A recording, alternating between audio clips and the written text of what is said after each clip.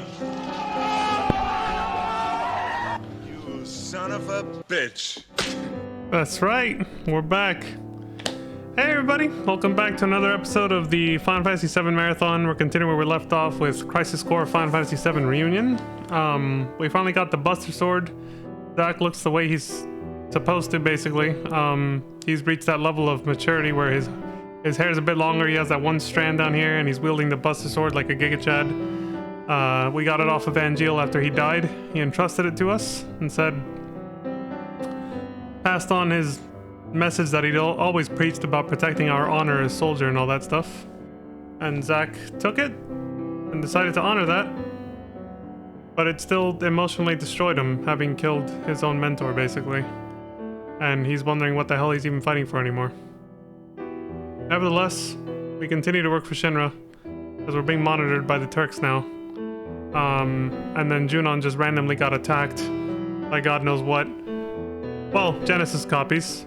Working for who? Who knows? But Hollander seems to have known something about it because he took advantage pretty well to run away. And we're trying to chase his ass down. Hollander being the one who created Genesis and Angeal using similar methods. Similar, but not the same. Genesis was made by copying Angeal's mother's DNA onto an unborn child, a fetus basically, along with Genova cells. Angeal was actually that same woman that her actual child, like a fetus inside of her, conceived and born naturally, but was also infused with Genova cells in Mako before being born, just like Genesis. The key difference just being that Genesis was not born of that woman, Angeal was, but they both had her DNA. But that key difference was what made apparently Angeal sprout an angel wing and be a little bit apparently more stable, I guess, more powerful, they perceived it, than Genesis. But Angeal just couldn't suffer the indignity of being not human, I guess, so he just provoked Zack into killing him. Sag.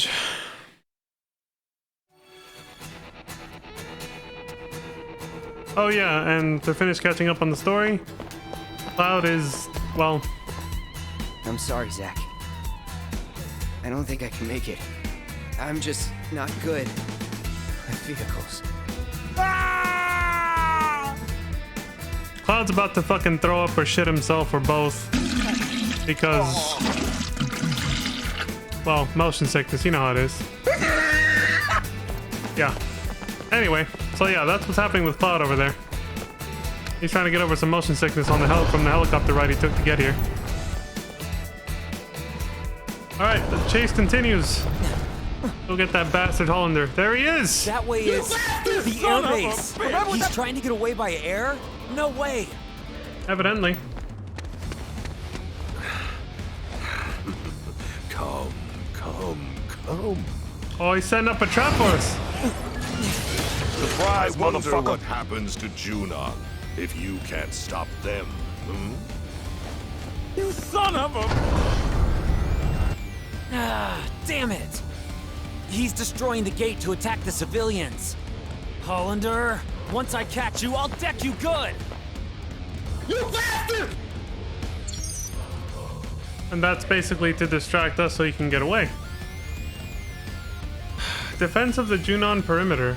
The weapons Hollander used to escape are now headed to the evacuation area. Destroy them before they can bring harm to Junon's residents. You can initiate battle with the weapons by coming in contact with the enemies. Make sure you destroy all the weapons. To prevent them from breaking through, start with the ones closest to the defense line.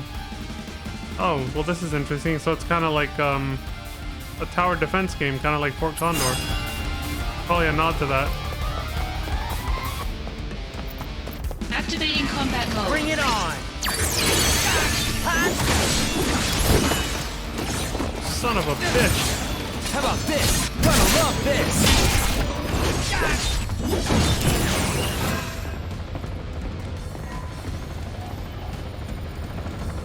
Zack, let's go. Right! I'm ready to be a hero! How he's changed and grown in such a short period of time, right? Something I've been wanting to say for a while now is that this game moves a million miles an hour. Like if you don't do any of the side content and you just do the main Conflict resolved. story and nothing else. Where's the other one? There he is. Activating combat mode. It moves incredibly fucking fast. Which is what I expected when I realized that the game's only 11 Conflict chapters. resolved. And I think I talked about this before already when we first started streaming the game. Like when I first started Activating it. combat mode. Out of the way. That like they literally added the missions, the side content, which are highly repetitive and annoying. Mostly just repetitive, you know. If you like the combat, it's not annoying, but I just find it annoying that it's repetitive in the first place. But yeah, the repetitive missions are basically meant to be artificial game lengtheners to keep you playing the game because the main story is so fucking short. And my criticism back then was like, why didn't they just, instead of making so many, you know, useless side missions that all feel exactly the same, why didn't they just, you know, why didn't they make more story? Like with actual, Conflict resolved. Oh yeah. with missions that actually have a purpose, but part of the main story rather than just side con. Like the missions we've been doing for Yuki or something like that. Little, you know, instead of little side stories that don't matter like that, Oh yeah. Conflict extend the story a resolved. little bit longer with something interesting and Activating make, combat mode. you know, make those missions that are right now just nothing but filler meant to level you up and get your rewards. They could have made those into actual main story stuff. With more interesting plot lines is what I'm saying, not keep them as they are. But the resources that went into making all those missions is basically what I'm getting at. They could have used to extend the main story. But I don't know, maybe they made it because Activating combat mode. Bring it on. maybe it's because they just didn't have ideas for how to make the resolved. story longer while still keeping it interesting. So they just kind of said, fuck it, this is it. This is what we want. Activating combat Like the story mode. as it is right now, this is all we want. But we realize it's too short, so we can't come up with anything else to make it more interesting. So we'll just pad the game out with side content. Conflict resolved. Oh yeah. That doesn't matter. Like repetitive side content that doesn't do shit, you know? They're just like, yeah, fuck it. Activating combat mode. They prefer to do that instead, I guess. Got him. Heads up. That's enough. Thought he was gonna attack. Conflict resolved. Later. Oh yeah. Crazy song. Activating combat mode. Take that.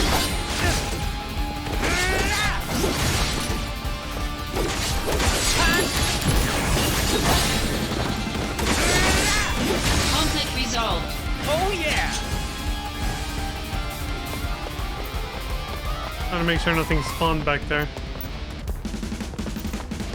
Because I noticed some of these enemies spawned really close to the defense line, so I'm worried if I run too far away from the defense line that I'll miss. Some enemy will like spawn behind me over there and I'll miss them and they'll get through. Not like we haven't seen janky ass mechanics before in this game, right? With regards to its mini games, like the stealth mission. The game failed to tell us we had to be quiet too. All right. That's all of them.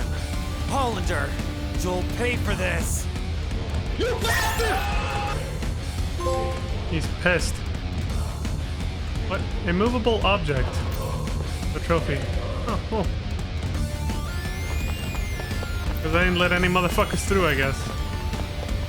Oh shit, treasure chests. I forget they blend in with the walls in this area because of the sunset and the color of the chest, so I gotta be careful.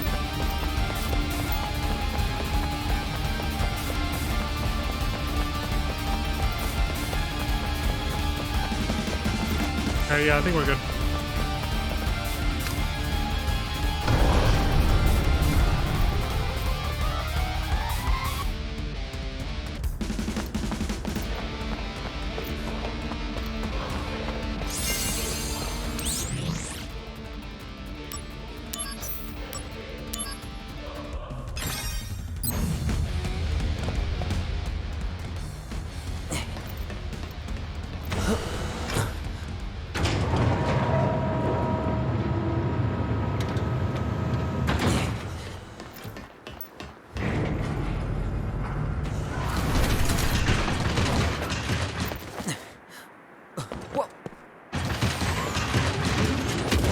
surprise, motherfucker. The first guard scorpion. No more guard spiders for us, huh? Now we've got scorpion types? Hollander's too well connected. Seriously. Activating combat mode. Glad I guarded. Damn it, I was holding guard, but I was still in the animation from the attack, so. I messed up. Whoa, this is not good. I remember All's well that ends well, Slick. they saved her first. Done. You suck. That's Turk's teamwork. Pretty good, right? See, I forgot that was gonna happen. I was gonna say that I skipped one of these when I was like a little impatient with the game in an earlier stream because I thought we were just gonna see memories of scenes we actually already saw. It wasn't until recently that I realized these are scenes we never saw. These are like cut scenes. Cut scenes. Kind of fits. These are, yeah, you only see them from the Vegas slot machine in the top left corner that kind of just does its own thing as you play the game, you know? So now I let them play to see what we can see like that. Damn it, dude. Hey, the game's letting me level up with all the backlog of experience points that I've been sitting on forever. Okay, can I just do like a one-hit combo then? I guess, or two, I guess. Not much else. Here we go. Oh, no, you don't. How's he doing?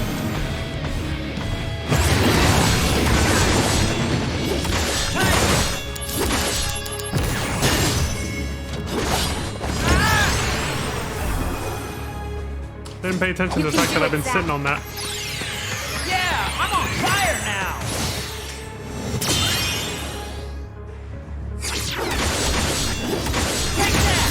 Apocalypse!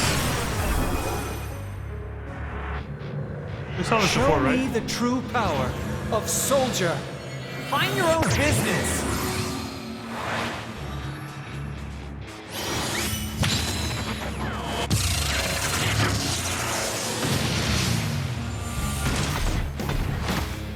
Yeah, we did see that one before. Bye now. This is gonna sting. Damn it. Conflict resolved.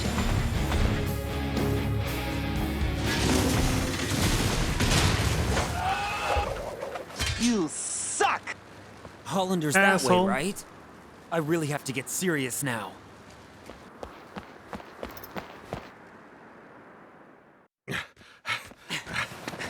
That's far enough. You suck. Really? You sure? Hey, Oh, hell no, not this shit. what is he?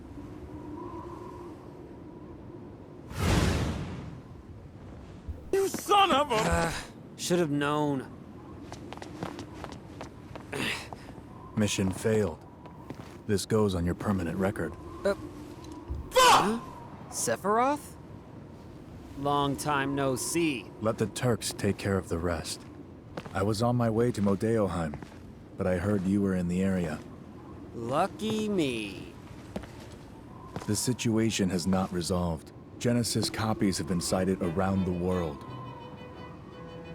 That can't be. We wiped out those Genesis copies. Did Genesis really die? We just saw him fall into the reactor, dude. That's not a confirmed death. Especially from someone who's not human.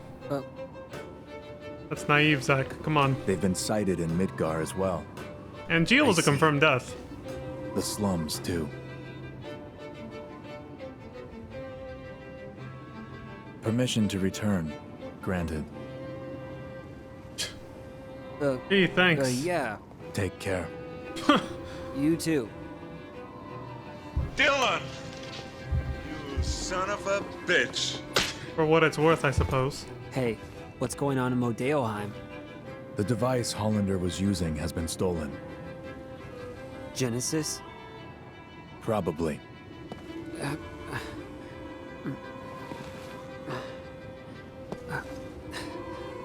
What? We'll meet again soon. You trying to ask him something? What's up? I'll hold you to that. Dylan!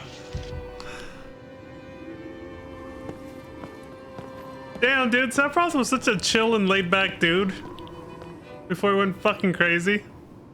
My friend, your desire is the bringer of life. You see that in the gift original game of too. The goddess.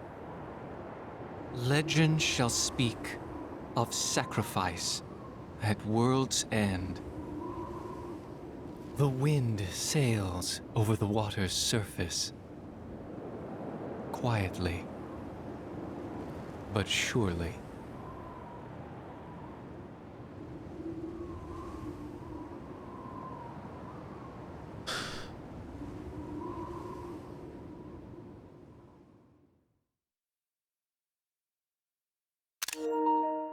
Got it. But yeah, you see that in the original game too. Like the original FF7, if you see the way Sephiroth talks to Zack, did Genesis really die? If you see the way Sephiroth talks to Zack in Cloud's flashback where he thinks he's Zack, you know? Like when you see the Nibelheim flashback, his banter with Cloud, which is actually Zack, you can tell the dude was very laid back and chill. Like he was not like some egotistical hard ass. It's consistent with the way he acts here.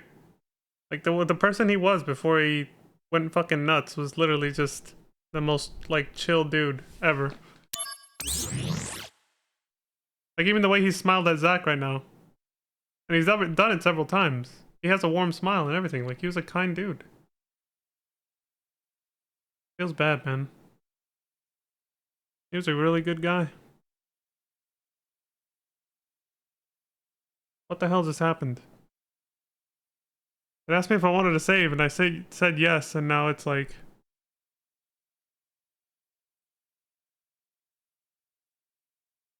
Dude, my TV just turned off. But, I mean, I think the fucking console crashed too, because I'm not seeing anything on the stream preview.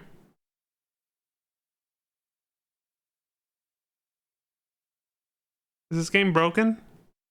Dude, it literally turned off my TV. I turned to look, and the little light underneath it was off.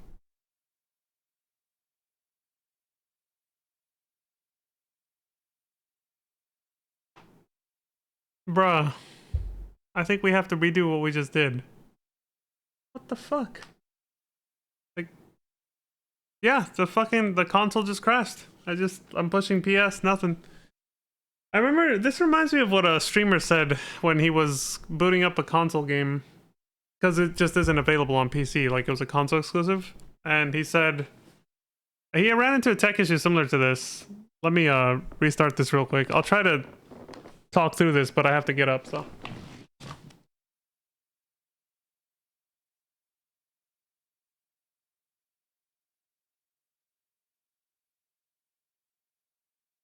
Dude, it's not resetting. Holding the power button, it won't even go off like that. There it goes. Alright, I got it. Dude, I had to hold down the power button for like 10 seconds. You're only supposed to hold it down for like 5 to force a shut off. It completely bricked the PS5. But yeah, the guy was saying... He was having tech issues with the console game he was playing, and he was like, what is this? He said, I thought the benefit of playing on console was that you don't have tech issues like you do on PC. Yeah, well, apparently the only benefit to playing on console is now gone too, because it has just as much fucking issues as PC. It's like, what's even the point anymore? I remember back when shit used to work. Feels fucking bad, man. Like, it is amazing to me how older consoles that people have found ways to preserve don't have these fucking issues. That old cliche saying really does ring true. They really don't make things like they used to, whether it's PC or console. It's just everything is just not made to last anymore. Gotta keep that consumption cycle going, man. Planned obsolescence and intrinsic obsolescence from using cheap ass faulty parts. To maximize profits. All in the name of maximizing profits. Fucking sucks, man. We might as well be buying $5,000 bricks when we get PCs now, and consoles, well, not much different. It's just a cheaper brick, but it's still a brick. These things fucking suck, man.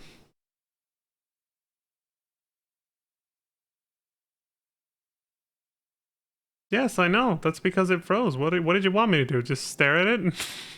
Sitting there doing nothing with the light on? Like, what the hell else was I supposed to do? The thing's like, you didn't shut it off properly. Well, you crashed. What the hell did you want me to do? Like, you just froze up. There was literally nothing else I could do. I'm hoping the fact that we have a new background here with song and it says chapter 7, that might just be because of trophy data, but I'm hoping autosave will save us from having to do that boss fight again. Please tell me there was an autosave checkpoint after the boss fight. Otherwise we have to load the manual save, which is right before that fight, and I gotta do it again. Rage. Continue will always load the most recent data. No autosave, we gotta do it again. God fucking damn it, dude. I'm skipping the scenes. Activating combat mode. Here we go. This is gonna sting. Yeah, like, but yeah, seriously, what I was saying earlier, console's only selling point anymore is not having tech issues, so if they can't manage that, there's no point to it. What's his name? Does Song wear that suit everywhere he goes? Were you hoping to see him in swimming trunks? No, just wondering if he gets hot. What's the holdup? Let's go. Aren't you hot? I'm sure a lot of people telling me is. Just not that kind of hot. Alright, at least we got to see something new, but Jesus Christ. These are the questions. I love that they, I actually love that scene that we just saw because it's literally something I pointed out too. Like, they knew the players were gonna wonder about that shit, right? When I was talking about Song being in a suit at the beach last stream, they knew players were gonna think about that, so they addressed it. I like that. Although it's in a scene that you can only see if RNG blesses you. Speaking of RNG, I don't know if I'll get the same level ups I got last time though. I leveled up once or twice during this fight last time. It might not happen this time. Biggest slot machine.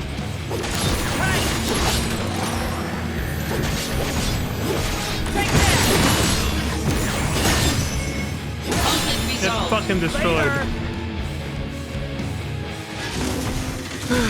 Okay, like I said, I'm skipping these. We saw this shit.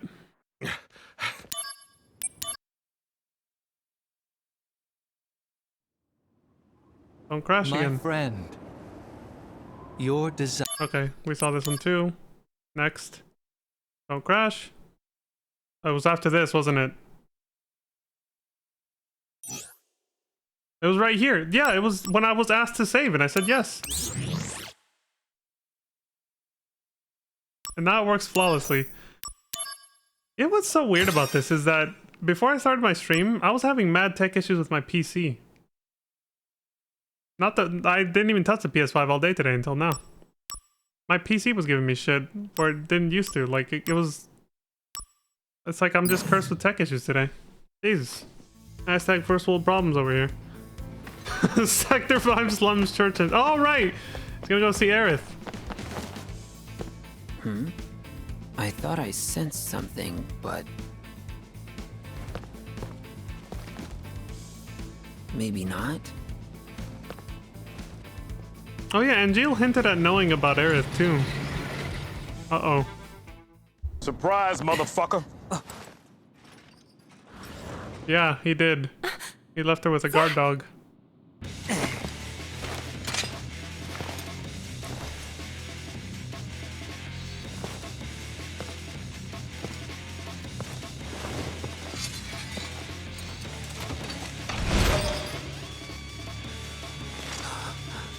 How could you not know it was Angeal's?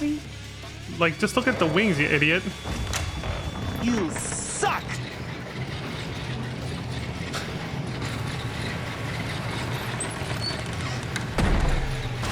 Dog's on our side, buddy.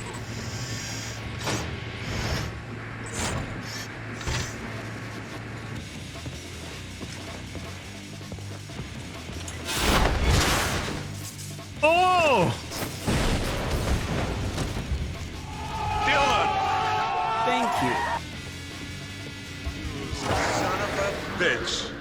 Yeah, thanks, Was Angel. it protecting us? Yeah, probably.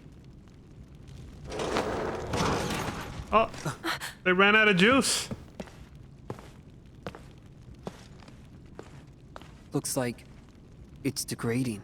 Poor thing. Does this mean Angel is out there too?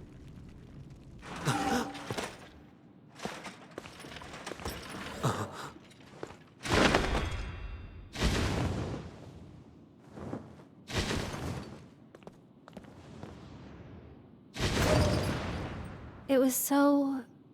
I don't know. Sad. Yeah. What did you come here to do? So, a flower wagon. Let's make one. The shaggin' wagon. Finally. Yeah, but Don't worry. Can you hear me? Stay right where you are. I'll take care of things.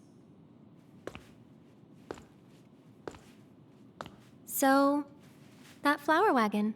Let's do it. And Jill really cared. He left a guard puppy for us. Come on, Zach. Come this way. This way. Yeah. Hey, Aerith. When the wagon's done, will you go above the plate? Yeah, but I'm still a little scared. So first, I'll fill the slums with flowers. Oh, come on. When you go above, I'll be with you. Don't be afraid. Yeah. Zach, thank you. Right. Now that that's done, let's get this wagon built. I'll go gather the materials. Aerith, you wait here. Yep.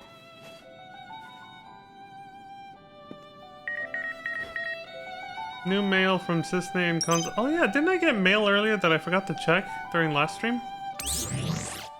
I did. Shit. I was like, hold on a second. I never checked all the emails earlier. Console says I see everything. I wonder where you might be. Wait, let me guess.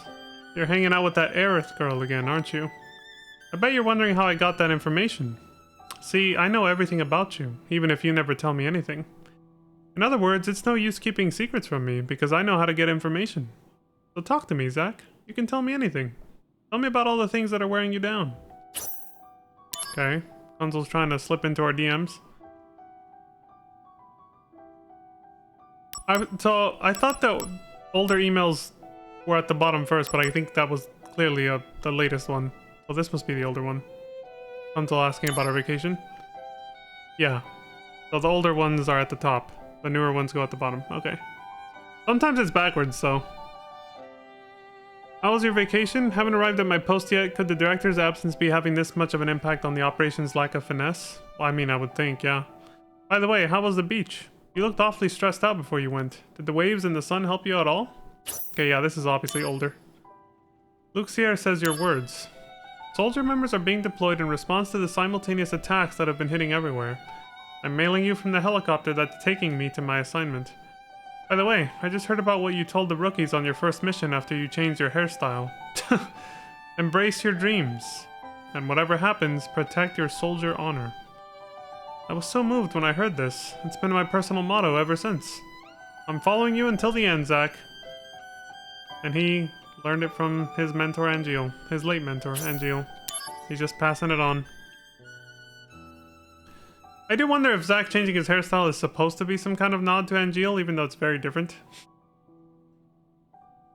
I don't know. I think it's mostly just, you know... I think it's just maturity. Because he does look like more... Like, he looked more boyish. You know? With his older hairstyle, the one he had before this. It did make him look like... a little bit more, like, younger, I guess. He does look a little bit... Without actually being that much older. I assume it's only been a few weeks or months. I mean, Aerith looks the same, so... He looks a little older with this hairstyle than he does with the other one. It's one of those weird things. There's like certain hairstyles that can give you a more youthful appearance, and others that give you, you know, make you look older. That's basically what it is. But he looks older in the sense that he looks more like experienced, like more grizzled, especially with that facial scar they added on him, which was, you know, we now know is partially Angeal's fault. When he attacked him and he barely sidestepped it and it grazed his cheek. But I don't know why, that was just a line. But then in the, you know, once he changed his hairstyle and everything, it became an X. It's like, wait a minute. Where'd the vertical one come from, you know, that made it into an X like that? Disney says, you're not busy, are you? I guess Soldier is in a state of utter chaos without Director Lazard. It's certainly more than the President can handle, so now he gives us Turks all the work. Just the other day, I had to cut my vacation short. Well, that last one. I guess you knew all along that I was on assignment. I'm sorry. How are you doing these days? Still smoldering, I bet. Why don't you try the beach again? You need to take a break once in a while if you want to put in quality work. Facts right there. Don't sleep on sleep, y'all. Get good sleep and the quality of your work will be exponentially better. Grind culture is a lie. Don't sacrifice your sleep. You need rest and relaxation to improve the quality of your work.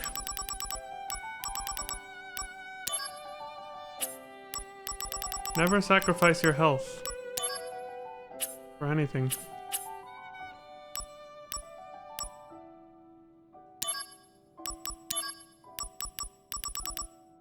Cool, whatever. So yeah, Disney just admitted or let it slip that, you know, that wasn't actually a vacation when she was at the beach with us. That was her on assignment, obviously, spying on us. Same with the other Turks.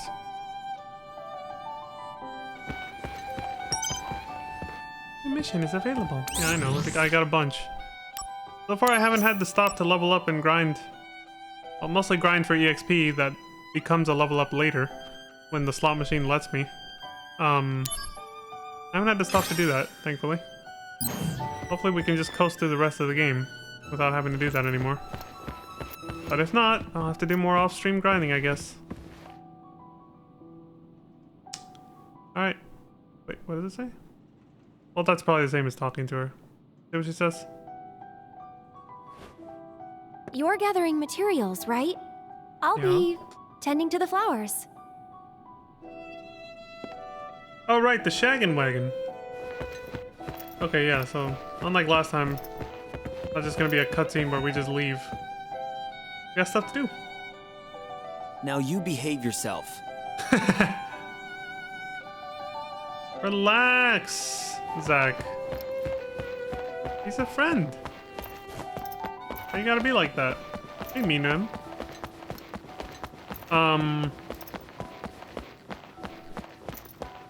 Probably sad that his master's dead, though. Angeal. Shit, I had something else I was gonna say and I lost it.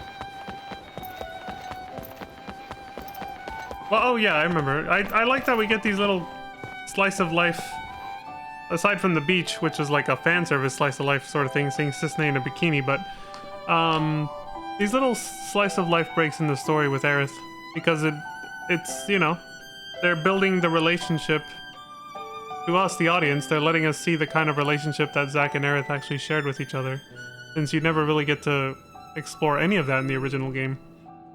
Before you find out about Zack, Aerith dies.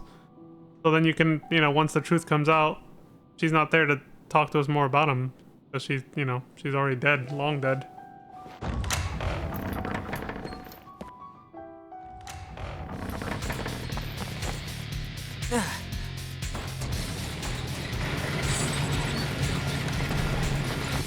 More of these fucks. There's more of you.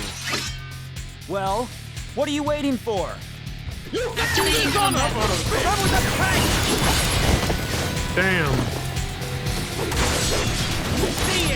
Well, raising your Buster Sword proficiency is a fucking grind. The fact that it's only gone up 0.07% means it's meant to be a long-term thing. So you gotta play all the side content and grind it out a lot to get it up. Automated weapon. They detect and attack monsters. ARMS Development deployed them. They're Midgar's anti-Genesis copy measure. The copies inside Midgar oh wait, no, Scarlet. have mostly been eliminated by them. Impressive. But then why did they attack me? What? They can't tell the difference between me and a monster? No, not currently. How annoying. Damn! They'll fix it eventually. By the way, Tsung, you're annoying too. You were spying on Aerith, right? Been doing that since before you met her, boy. No comment? Turks take care of Turk business. If you want to go play with Aerith, you're welcome to do so. Hey, I'm not playing. I'm fulfilling my duties as soldier to protect... Hey, mister! I heard you're making a flower wagon. Make Busted. it real fancy, so Aerith will be surprised. Wait! This is for... to protect Aerith. Hey, Tsung! Dude, bullshit. You suck! Let's see. The stuff we're still missing is... tools, wood, tires, instructions. First, I think we should get some tools. We might find some on the ground here. Around here, there's some perfectly useful stuff just lying around. That dude just popped into existence. You guys see that? On the right side over here? Oh, you guys can see my mouse, so I forget about that. But on the right side of the screen, that dude's arm just... Building a flower wagon. To build a flower wagon, you will need tools, wood, wheels, and instructions. Collect wagon materials in the Sector 5 Slums Market, Sector 5 Church Entrance, and Sector 8, so you can build a wonderful flower wagon for Aerith. Aw, cute. Well, I guess this will be a fun little distraction.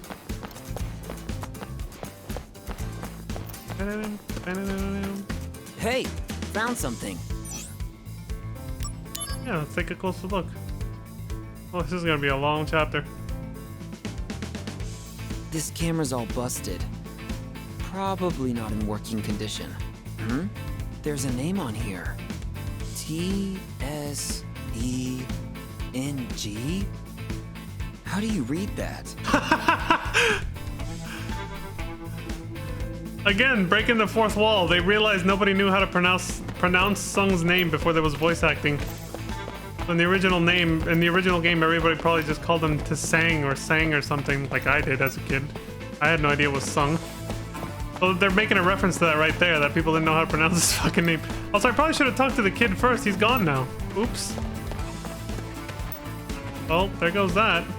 Hey, found something.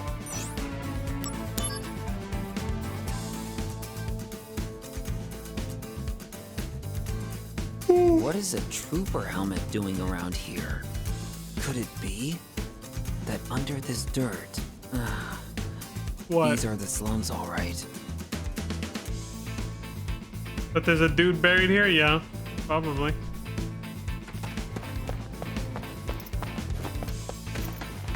Hey, found something. Oh, that's a good find. It'll come in handy, I'm sure. Use tools. All right, we're getting somewhere. Good job, mister. You found some good stuff. With those tools, you can make a flower wagon, or even a Shinra mech. Whoa. We should Slow get down some there. wood next. Something that's really sturdy, but looks kind of nice too. Wood, huh? Will we find some just lying around? Oh, over in the slums market. I saw some wood near that shop. You could build a Shinra mech, he says. Like, Oh, what the hold on a minute. I'm not a fucking What was engineer, it? man. In the slums market, there's some wood lying around or something? I don't remember that. He's like... Whew, excuse me. It's like you can build a Shinra mech. Like, dude, do I look like I know how to build one of those even if I had the tools to do it? I'm a grunt. Not a scientist. Okay, so the mission is basically search for more orange glowy thingies.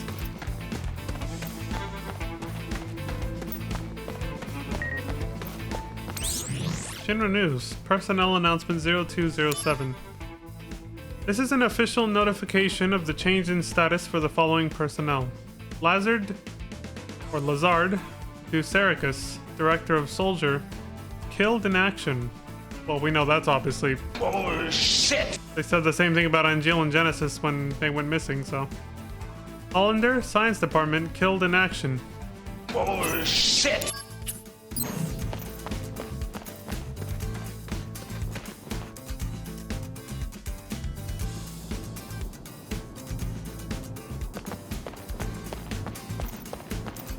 Yeah, the pacing of this story is pretty fucking fast. But they still found little segments to slow it down a little, at least a little bit, like here. With what we're doing with Aerith. But yeah, it still feels fast just because of how short it is.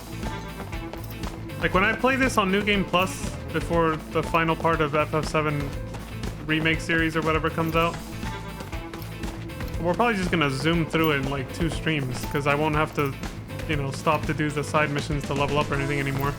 I'll be powerful enough to just do the story and we'll probably zoom through it really fast. Because it's such a short story. Alright, well, nothing out here, so into the market.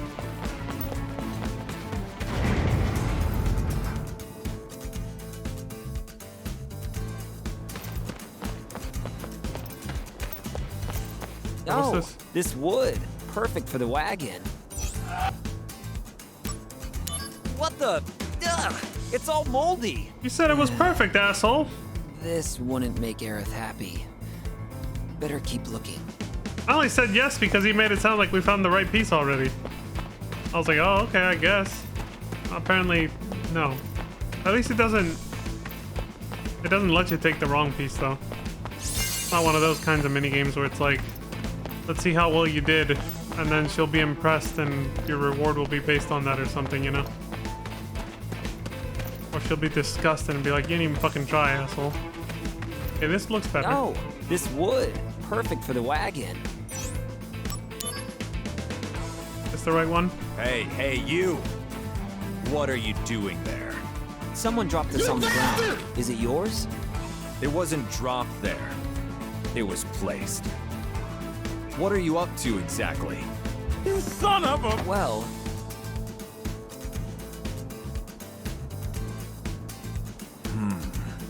A flower wagon, eh? Right.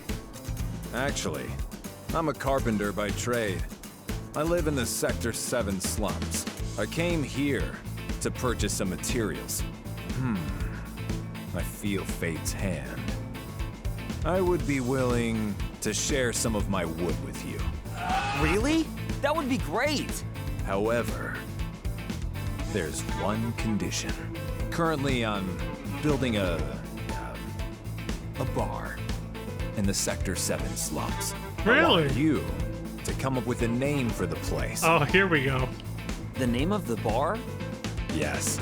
Once the name is decided, I can build a mental image. And then I can work off of that image. I've been racking my brain for a while, but I can't come up with anything stylish. Oh, that's easy.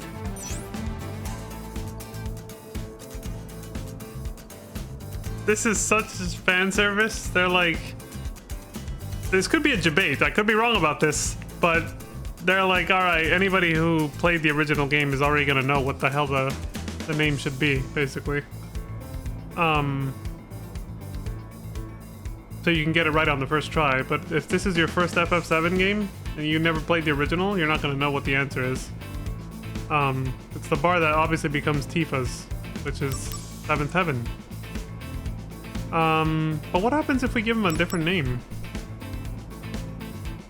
Does he just keep, like, I'm curious to hear his responses, and then until we finally hit the right one and he says, yeah, that one's good. I'm also wondering if you give him the wrong one, if the game just continues anyway and he's just like, I think that sucks, but whatever. Like, what if this is a one-time choice? What if we can't try all of these, you know? Fuck. Problem is, it's probably gonna autosave.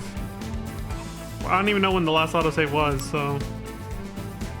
Should I chance it and see what happens if I give a wrong answer first, or just... Fuck. Or just give him the right answer.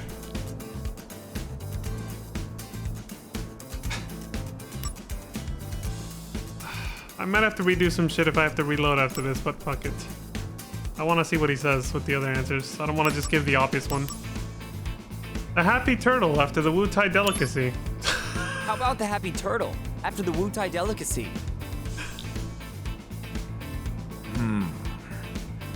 Featuring Wu-Tai cuisine is not a bad idea, but there's already a famous Happy Turtle in Wu-Tai. Yep.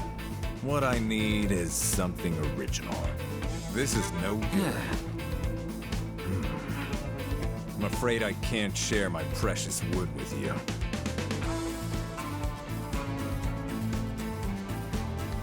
Okay, we get to try The again. name for the bar. Do you have one? Oh, that's easy.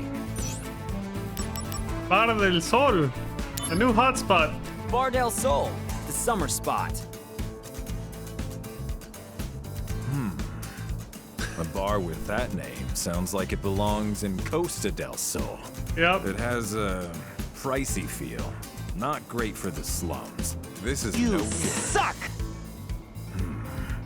Okay, I'm skipping that line. He's gonna say that at the end every time. I'm skipping that part. Okay, now let's see what he says about the, name last for the one. bar. Oh, that's easy. Starlet, in tribute to the stars.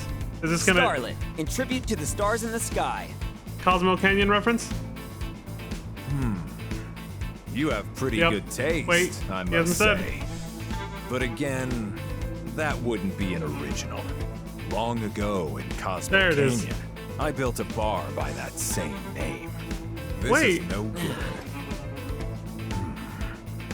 I'm afraid Oh I yeah, can't. I think in the original game, if you read the little flyer in Cosmo Canyon, it says Starlit Inn. The inn that I stayed at in Cosmo Canyon that had the little elixir in the room.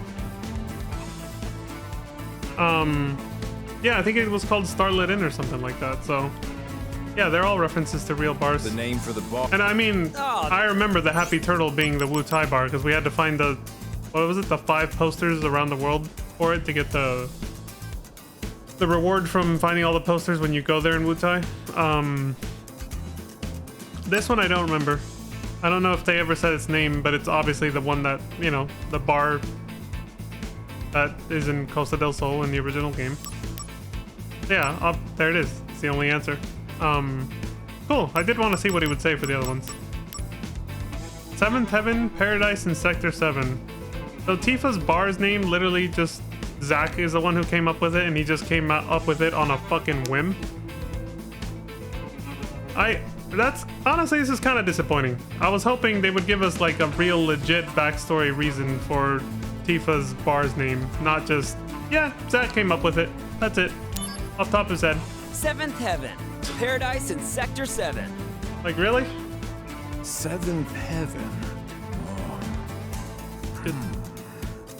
It's simple, but conceptually sound. It's like the one in... With heaven in the name, people have to feel like they're on cloud 9. Hey, that's not bad. Good food, good drink, and good service to boot. As if you were living above the plate. There you go. Great. And down in the basement, there will be a secret room that no one knows about. Okay, The come on, HQ Square Enix. For an anti-Shinra group. Yes. A perfect bar for the slums indeed. Come on! Dude, bullshit. You know that I'm with Soldier, right? I let my imagination run wild. That's how much I like the name. Yes, yes, you've done well. Very good. So, as promised, I will share my wood with you. He gave us his wood. Good job, mister. Looks like you found some wood to work with. Yeah, it's really coming together. Next, we should look for tires for the wagon. Now, where can we find tires? Tires, wheels, cars? Oh, yeah, of course, that car. Hey, just hold on a minute. I was gonna say about Seventh Heaven. What do you mean, that car? Which car are you talking about? That it's funny well, no, I was gonna say that it's funny, but just it's called Seventh Heaven, just like the one in Revenant's Toll in Mordona in FF14 in Eorzea. I like the fan service with that, but it took me a while to realize the parallels. Like not only that, like at first I just kind of thought they named it. Okay, yeah, they're making a reference to FF7 to Tifa's bar, Seventh Heaven. Calling it that same exact name in FF14. But I didn't realize the parallels until very recently. Well, I think it was around the time that I started playing the original FF7 on stream, but I didn't say anything about it. It hit me, I was like, oh, this bar, like he just said, has a secret room for, you know, like Avalanche, the little anti-Shinra group. And the Seventh Heaven bar in Revenant's Toll in Mordona in FF14 literally has a back room for the Scions, the main characters of that game, for the Scions of the Seventh Dawn. The number 7 there. The Scions of the Seventh Dawn, and that becomes their base in Post-Realm Reborn before Heavensward. It's like, oh, okay, so the Scions of the Seventh Dawn are like the stand-in for Avalanche from this game. Like, it, you know, just low-key fan service. There's probably so many more like hidden Easter eggs in FF14 that I don't even realize, like that have just gone over my head over the years that I don't even realize connect back to some of my favorite FF games. But of course, there's also a bunch that connect to games that I've only played once or watched once and didn't bother really remembering too much of them. Like I know there's a ton of FF3 references, you know, but there's probably a bunch of other references, like more subtle references, not just like trial bosses and stuff like that. There's probably a bunch of other more subtle references to other Final Fantasy games in 14 that I've completely gone over my head. I'm sure there's YouTube videos of people talking about them too, so. Things you may have missed, you know? One of those fucking videos, those thumbnails. Things you may have missed in FF14. Yeah, I'm gonna make a backup save.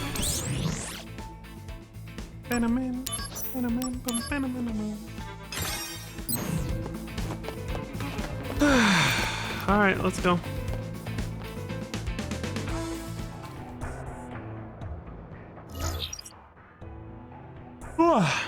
Wait, what the fuck? Why do we have to come here?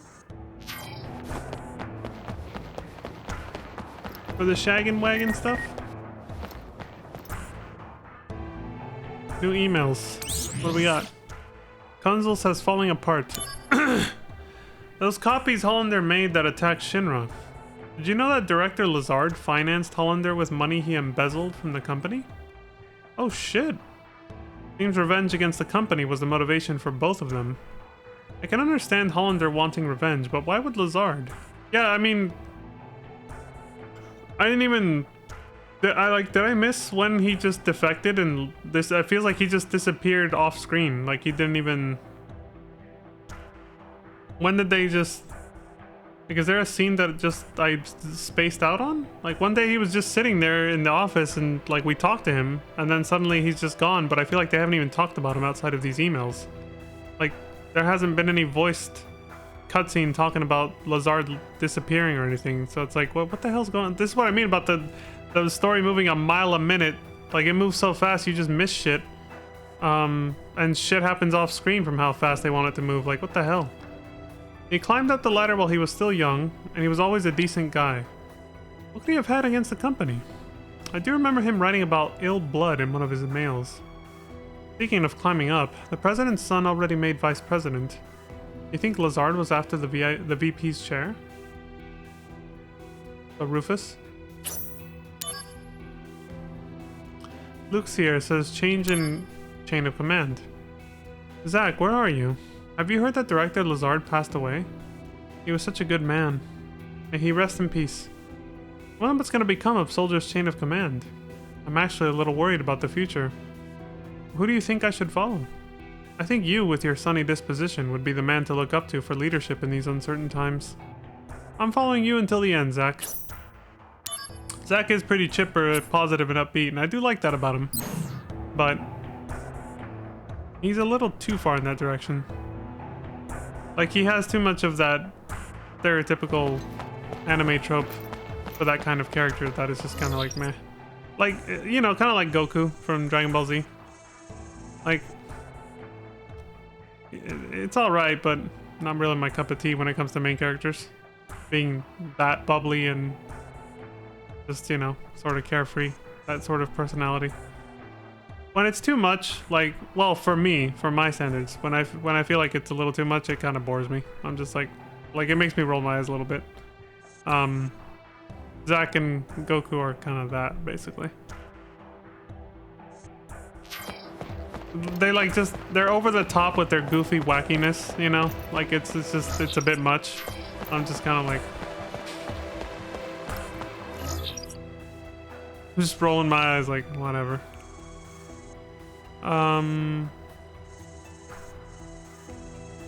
Search for wheels for the shaggin' wagon. At this rate, we'll have to break up the fan club. Aww. Our fan club received funding from Genesis's family to carry on our activities. But suddenly, we lost all contact with them. And now we can't keep up with the operating costs. There's no way we can carry on with our activities. Genesis, I'm so sorry. If you want the fan club to continue, get a part-time job at Shinra, merge with a rich fan club, or hang in there. Yeah, merge with the ones that defected from you, who actually did make pretty good money selling. I forgot, it was a long time ago now for me, because it's been like a week since that stream where we talked to the other fan club, the other Genesis one. Well, let's see what happens. Merge with a rich fan club. Where would we find a rich fan club? Do you know? I do happen to. We were the richest fan club in the city. Were. But now look at us. The only assets we have remaining are the leftover stock of our Benora apple jewelry. Where would we find a rich fan club? Do you know? I mean, but now. I do know. I'll go talk to her right now. She's over there. Yep, there it is. The yellow quest marker literally just lit up. I didn't check the yellow quest markers in the slums because I thought they were just to replay those stupid minigames from before. But there might have been new side quests. Shit. Wait, who the fuck? Is it the kid? Hey! It is. My mom has gone missing. She left a letter saying she was going on a journey. Where did you go? Please, Mom. Oh. Poor kid. Wait, nothing happened. I feel like that should have said that new missions were added or something to go look for his mom, but nothing happened. Maybe that just starts a side quest that you do out here. Like in the hub world. You gotta go find the kid's mom somewhere. Maybe the slums. A study group. Thoughts on the gift of the goddess. The gift of the goddess, the source of life, is said to bring immortality. The most widely accepted theory equates the gift of the goddess to the Benora White. There is, however, another theory which suggests that it is the planet, not any human, that becomes immortal. This suggests two other interpretations of the gift. One is an all-consuming destruction, the other is an all-healing salvation. It's like the difference between Sephiroth and Aerith, basically. The white and the black materia. Genesis believed in the latter, predicting some sort of salvation from the gift of the goddess. Reporter says investigation reveals Shinra's lies. It seems that soldier director Lazard, who was recently reported as killed in action, simply vanished instead. Sources say Lazard has been embezzling company money to fund Hollander's attack on Shinra. It is also believed that Hollander, who was held captive in Junon, has fled with Lazard's aid. An investigation has revealed that both men have held ill feelings towards Shinra. This comes as a great shock to the parties involved, as members of Soldier have had the utmost confidence in Lazard. Also, why I say the story moves a mile a minute is because I feel like as soon as they introduced Angeal at the very beginning of the game, literally within the same, I think it happens in the same chapter, the very first chapter of the game, he defects and becomes a completely different fucking person. From like how they set him up in the first scene with Zack, where he's like talking about honor and all this stuff. And it's like within seconds, the dude is like suddenly just gone off the deep end and you have no idea why. That was the first moment from the beginning of the game where I was like, dude, why is the story like they didn't even flesh out his character first before, you know, before the betrayal. Like it wasn't even that much of a shock because you had no time to even get invested in the character yet. They had just introduced him. Like the game just starts and immediately just takes off. It's like it barely introduces all the characters and then immediately just shit just starts happening right away. There's like no exposition whatsoever. It's like 2 seconds of exposition, then it just starts going. It's one of the reasons that, I mean, you guys might have picked up on it, but like last stream, I felt bad for Zach, but I did not really choke up that much when Mangiel died, because I was like, dude, we barely fucking knew him. Like they barely even established him as a character before he suddenly betrays you, and then he goes back to your side, then he fights you again, and then he's dead. It's like they just, like, that's what I mean by the game moving too fast. Like it doesn't even give you a chance to really get to know any of the characters before suddenly shit just goes down. Like Lazard is another example. It's just like, granted he's probably more of a minor side character like Hollander, kinda sorta. Yeah, I mean the main characters are basically Genesis, Angeal, Zack, and Sephiroth.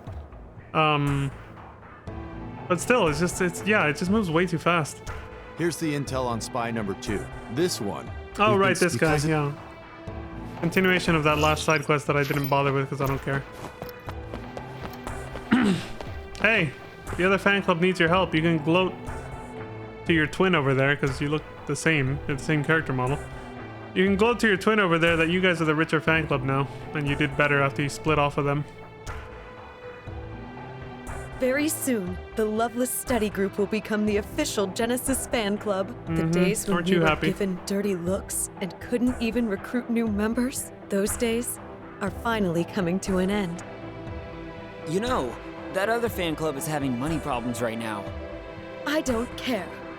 We had financial problems at one time, but they didn't lift a finger to help us. That's true. Well, they said if you agree to merge, they'll give you Apple jewelry. They have lots. Apple jewelry? Honor apples. Honor whites. Very well. If they're willing to go that far, then that's enough to bring us to the table. Don't misunderstand. I'm not selling out for jewelry. I was just profoundly moved by your passion. Bullshit! Sure. Don't misunderstand. I'm not the negotiate. Oh, she did say something extra. The what? Negotiations are leaning towards merging the Genesis fan clubs. I remember how proud she was the last time we talked to her, right?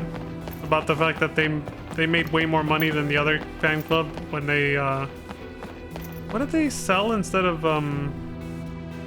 selling merchandise like the one that went broke? They did something else when Genesis's death had first been announced. I forgot what it was. Anyway, let's see what she says now.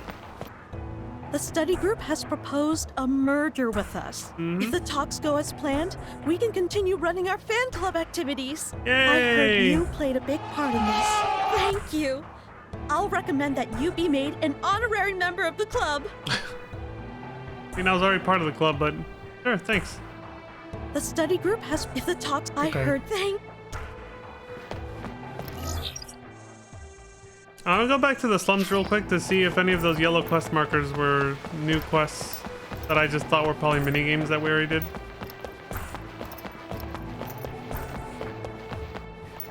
See, I don't mind doing these kinds of side quests on the stream because they actually have like a little bit of a story to them and they're not just, you know, more of the same combat over and over with just slightly different monsters every time, like the missions. That person that walked by.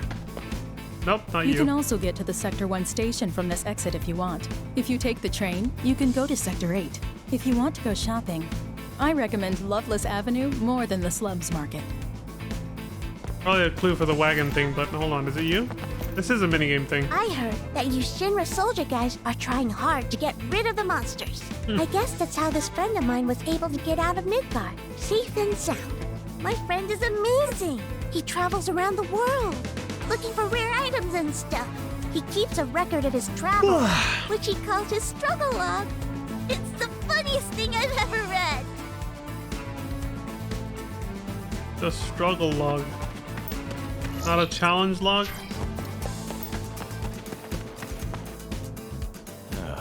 Damn it. Stupid delivery service. There's materia missing. Oh. Okay, see, this is just the same bullshit again. Okay. Nothing new, just the same stupid minigame. Hey, step right up. Same thing. No, All just right. no. Okay, so that's it. It was just that little girl. What about out there?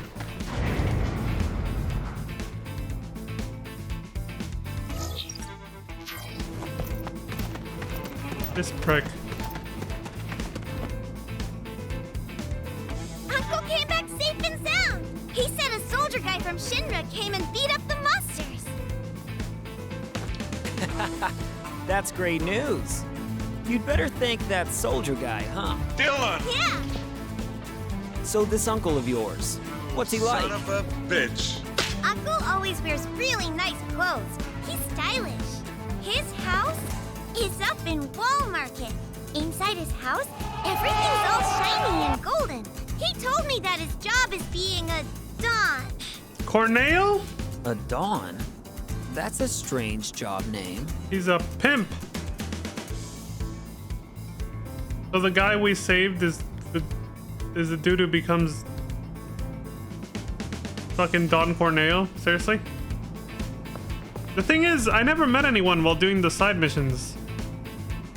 The person that I saved, quote unquote, you don't actually get to meet him or see him. I guess they didn't want to give away who it was. But yeah, when you do the mission that gets unlocked when you first accept this quest from her, from last time we were here, yeah, there was no cutscene. I would have, I would have saved the recording and then showed it like I did with the Yuffie ones. But there was nothing like that. Uncle lives in a shiny golden house. His job is being a Don. He's nice to girls, and he's very handsome. Oh, I'm sure he is. Because he's seducing and brainwashing them into becoming hookers for him. Being called a Don, I mean, that's basically a euphemistic title for a pimp, essentially. At least in this context, it definitely is. Okay, there's nothing new here. No yellow side quests. Wheels for the wagon in Sector 8. Okay. Well, I'll go back to Sector 8, but I gotta take a break, so...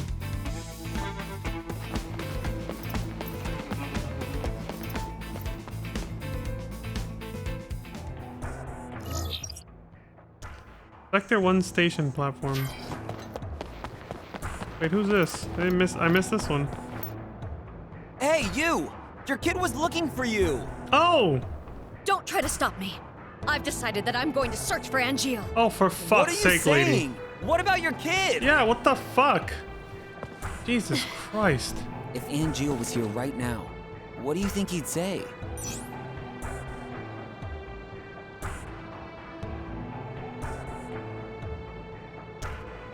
The kid's a little more important, but just a little. This answer choice. This is obviously also a meme answer. It's pretty obvious the correct one. A mother without honor is nothing but a monster. Nothing but a monster? That's what he would say. If Angeal were here, he might say something like that. No cap. Yep. You've got a good son. He's lonely all the time, but he's more worried about you. Yes, I do know about that. Go home and raise your kid to be a great man like Angeal. You're right, of course. There. Gotta talk some sense into that chick. Holy shit. Sector 8 fountain. Alright, I'll turn in this quest real quick with the kid down there. And then I'll take a break and we can continue looking for the shaggin' wagon wheels. Yeah, here we go. I realized that for Mom to be the mom I know, we needed that fan club to keep going. So that's why I decided to help Mom with her fan activities. That way, I could be around her all the time. Why didn't I think of that before? Yeah, having a common interest as a hobby can bring people together, definitely. I just hope you don't get bored or anything. You gotta have a passion for that activity yourself, otherwise it won't really help in the long run. You can't just fake it. My son told me we should bring back the fan club for my own good. From now on, Keepers of Honor will be run by me and my boy. To thank you, I'm going to make you an honorary member of our club. Hope we'll see you around.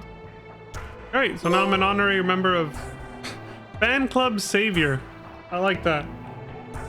Because I saved both fan clubs from total annihilation. My son told me from now on to thank you. Hope we'll see you. Your son recognized how much of an Angeal simp you are and realized the only way he could stay around you and get you to be a good mom is to help feed your simpness for Angeal, who's actually dead now. That's no longer fake news. Yeah, the game has refused to tell us where the wagon wheels are in this area. Well, I'll probably just look it up in a guide when I get back, because I don't want to just wander around and not know where to go and spend too long here. This will be a good view to leave you guys on, though. Fountain. Make it a little scenic, like, oh dude, the camera's so slippery. That was a character movement. It's floaty. Yeah, I'll leave it like this. Alright, I'll be back in about 5-10 minutes or something like that. Where's the button? Oh, there it is. That one and that one, and there we go. Alright, BRB. Bruh.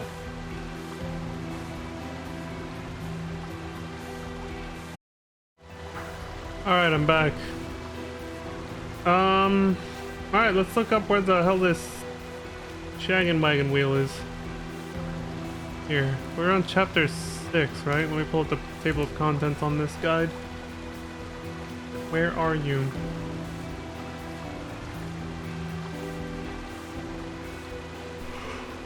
Ooh. Most of the optional missions can be cleared at this point. But it's better to wait till all possible missions in this chapter are unlocked. Okay, whatever.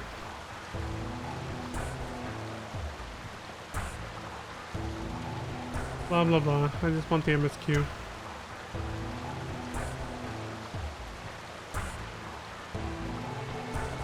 Is this the chapter after? Let me keep scrolling through this. Hold on, we just saved. But I think even if you just pause, it says, right? Oops, I haven't turned on the controller yet. What chapter are we actually on? Last time I saved? Well, chapter 7, not 6. Okay.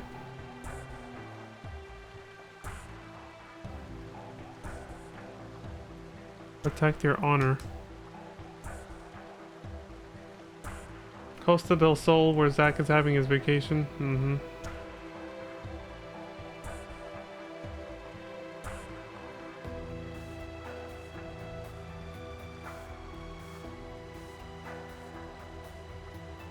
The Junon stuff. General's tank. Yada yada. The Scorpion. Another Loveless poem concludes this chapter. No, yeah, see, we're on chapter 8, apparently. But yet our autosave says 7. How old is the autosave?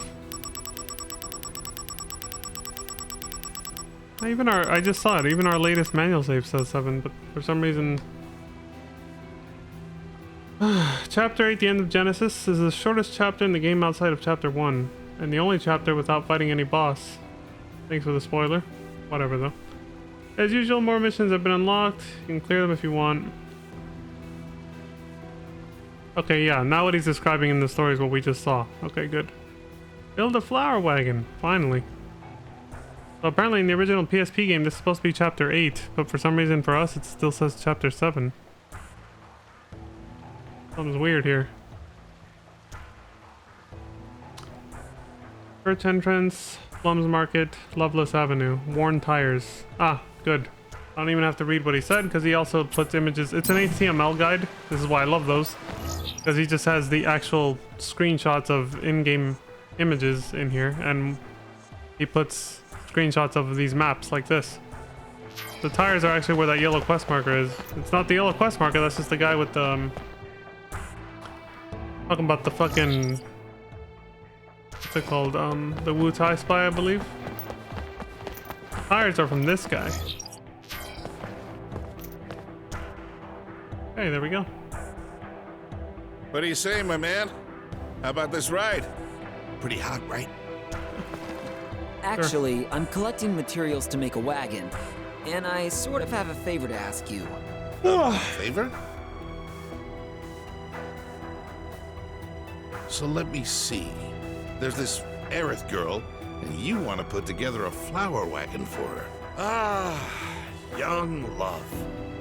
All right then, my man, take these. Worn tires ×1. Those tires are from my secret stock.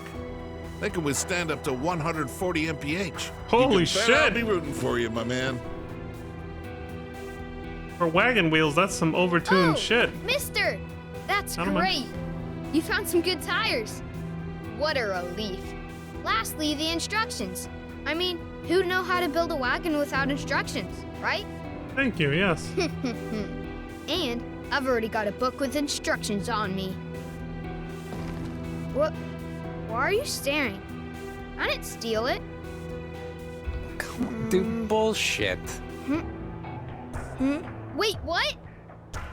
It's gone. What? Gone. Oh no! I must have dropped it. You suck. Oh man! I put it in my carrying case because I knew it was important. Carrying case? A Shinra Trooper helmet. I found it a long time ago. A Shinra Trooper helmet. Didn't I see one recently? Hey, when you dropped it, wow, gone already. What the fuck? Dude, he just did an Ultra Instinct or Instant Transmission fucking out of there, dude. He's out. He's gone. Holy shit. Okay, back to the game pack. Where do we go? I don't give a shit.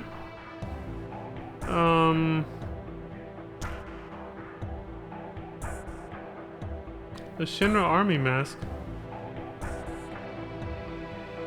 Oh, the helmet we found back at the church entrance? Okay. And then just go to Aerith. Alright.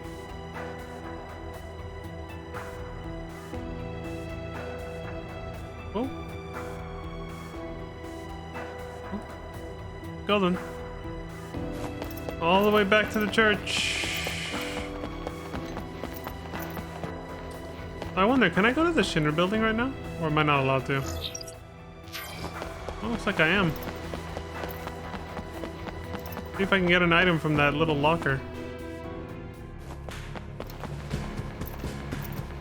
Oh, they're actually playing the Shinra theme music now. I can't take all the way up. Down, down,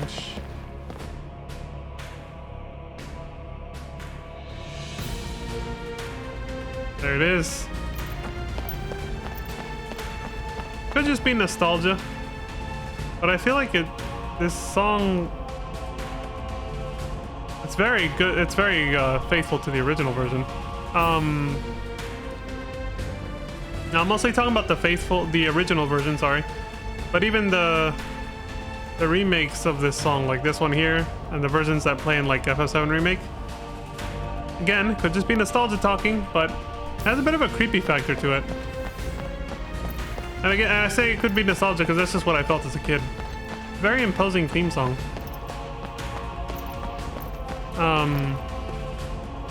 Because, you know, people will also say that about, like, songs they heard in, like, horror video games, like Resident Evil games and stuff. The older ones. It could just be the fact that low-key trauma in our brain. Reminding us of what we felt back when we first played these games back then, you know? Is why we still kind of find those soundtracks to be unsettling. Whereas somebody born a lot later in life, or like even, you know, just within just a few years ago, might just hear those songs and be like, whatever, you know? Like they'll just brush it off. Like, I don't think there's anything eerie about it. Yeah, like I think it's nostalgia bias, but who knows? So yeah, I felt as a kid that there was an eerie factor to this song because it's very imposing, right? Like you listen to it and it's just very like the tyrannical rule of the Shinra company, right? But also my brain associated it with what happens in the Shinra building the first time you're there, which I've already talked about that a lot when we played the original game. The fucking slaughter with the blood trail and everything. Soldier floor. Let's see if the locker has something. Oh, I can't remember. Is it this one? The briefing room? Yes. Print shoes. I glanced like a sentence or two ahead of the guide, and it seems like the main story is going to bring us back here anyway, and we could have gotten that later. You don't have to get it now. I wanted to be sure though. Alright, let's get the fuck back out of here. Because I saw sprint shoes in bold in the guide, so I was like,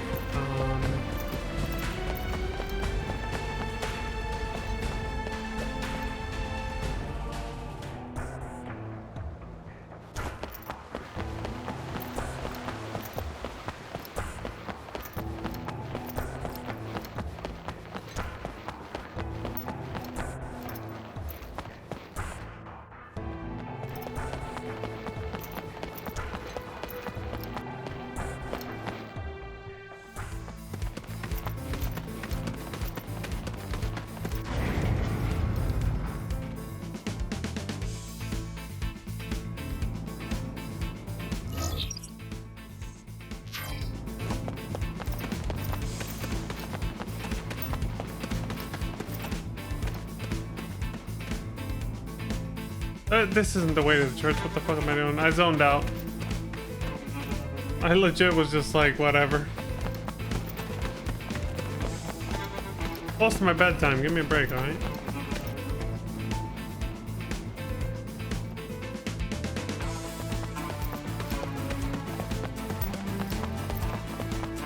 There it is. So could his carrying case be this helmet? Huh? There's something inside. How to build a wagon. There it is. Oh! Mister! Those are the instructions I dropped. Son of a bitch. So this is where I dropped it. Thank goodness you found it. Mm-hmm. Why would you put something so valuable in a thing like this? Because no one would ever think there's treasure stuffed inside a Shinra helmet. That is something good thinking. we call street smarts in the slums. Now, it looks like we've got everything we need. Aerith might start getting impatient, mister. All right, I'm out of here. Huh? You're not coming with me? I know when to give people privacy. The kid knows. He's not that innocent. Hey, let's collect materials again soon. If we look throughout Midgar, we might find all kinds of different stuff. See ya! Alright. Bye. Alright. I should go. I've been keeping Aerith waiting too long.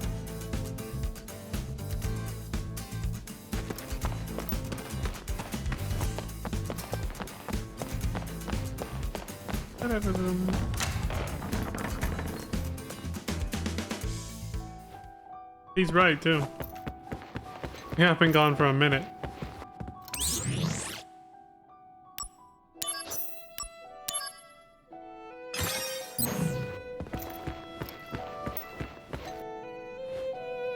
Welcome back, Zach. Looks like you got the materials. Yeah. Okay, let's start making the wagon. Used tools, old lumber, worn tires, how to build a wagon have all been given to Aerith. They're sawing wood. Wow, it looks really good. The materials are matching perfectly. He knows how to saw some wood.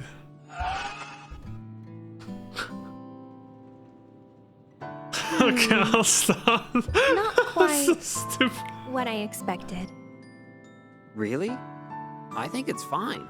It's all about the flowers anyway. I want a nicer one. Wow. Stop being so picky. Such high standards for A this little tiny little slum wish. flower girl. That's all. They're tiny, but You have lots, right? That's right. Want to hear? How many you got? 23? Write them down, so I don't forget. There are new developments. What? Headquarters, now. Work stuff? Sadly. Here.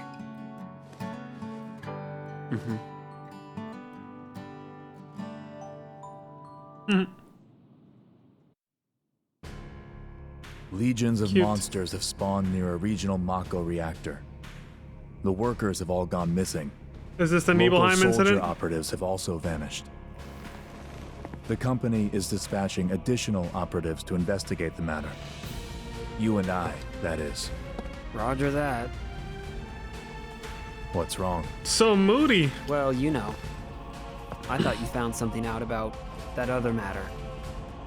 The missing operatives were the ones tracking Lazard. What? Also, they had reported a strange pod-like device in the area. Is that Hollanders? Probably the same device that was stolen in Modeoheim. Meaning... Lazard, Hollander. And Genesis? We'll have to go see them. Let's go. First, go to the soldier floor. We'll depart as soon as you and the rest of the men are ready to go. Understood. Our orders are to investigate the reactor. They mention nothing of old friends.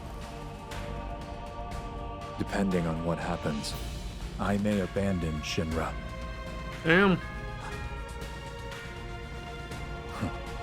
Until then, I'll remain loyal to Soldier. Dylan! You son of a bitch. Okay. Yeah, no one's coming. Hey, Zach. I heard you're going on a new assignment with Sephiroth. I'm being sent to Fort Condor to inspect the reactor. I guess it's goodbye. Yeah. Goodbye, huh? Huh? Does saying goodbye to me make you that sad?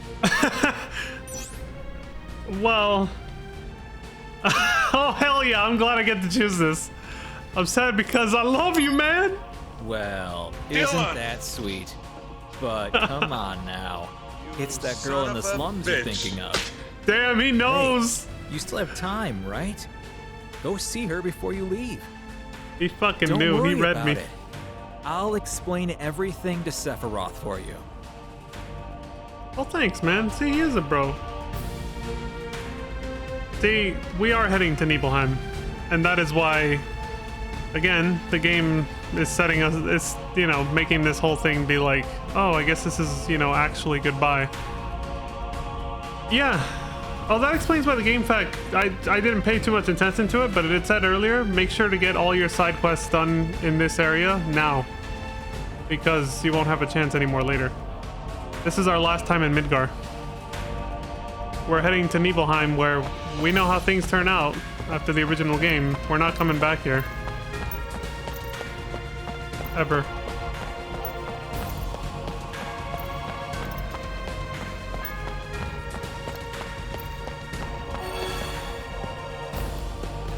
So we're actually gonna go say goodbye to Aerith, like, permanently.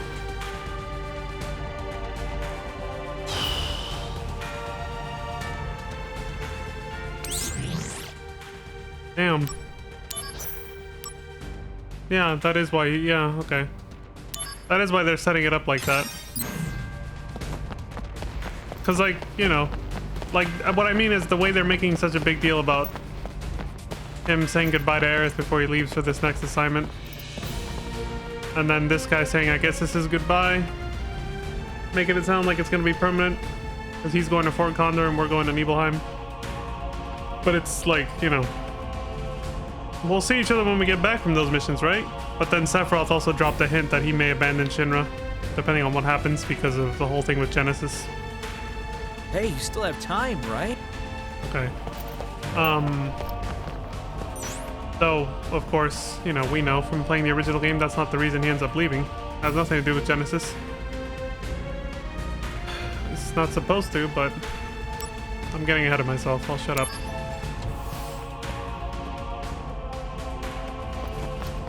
Remember what I said last stream, though. Hey, what does this guy say? Oh, right, a bunch of new yellow quest markers. Right. Oops. Let me start from the soldier floor. This is obviously my last chance to get side quests, so... including, missions I can grind off stream if I have to. Hopefully I won't have to. Hopefully we can cruise to the end. But, I don't know. Hey, you have a Mako stone with you already. Can you leave that with us, possibly? We can make it into materia. Here you go. Oh yeah, if you want. Yeah, I'm not gonna... We've seen that enough. We can always count on you to come through for us, Zach. I'm happy to report to you, our Materia's reputation has been growing as of late. So much so, in fact, that Director Scarlet, who wanted to shut us down, was humiliated at a board meeting. Oh, as it stands, shit! The Materia Room's performance is neck and neck with ARMS development now. Really, we can't thank you enough for your help, Zach. Hell yeah, dude. I'm happy to stick it to that bitch, man. Fuck her. At Both this ways. rate, it's only a matter of time before they cancel our shutdown. Take that, Scarlet, is what I say. Exactly. Hell yeah. Fuck that bitch. Both kinds of ways. I mean, you know what I mean. Anyway. Training room, right.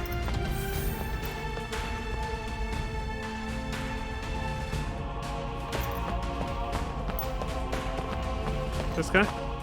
Today, we are going to test your physical fitness. Oh crap, here we go again. It's important that we make accurate evaluations of your abilities, so make sure you're ready. Ready for your physical fitness test? Alright, who do I gotta fight? Or is it squats again? Oh wait, is this just to repeat the squats minigame? Is that it? It is, okay. This is just like the slums where you can just redo this minigame. Fuck off. Nothing new.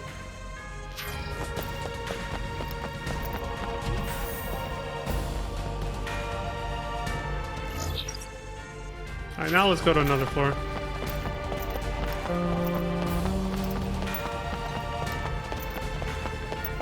Oh yeah, but I think Zach was a little depressed when he was talking to Kunzel here, not because he's like, oh, I'm gonna be away from Aerith again.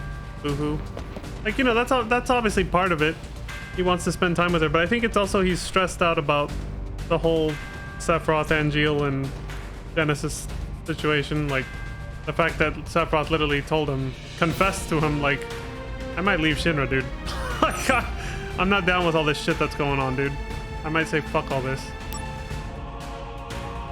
And so that just leaves Zack in a bind because he just didn't picture his career going this way, you know? He wanted to stay loyal to Shinra, but at the same time, and, you know, protect his honor as soldier, whatever, blah, blah, blah.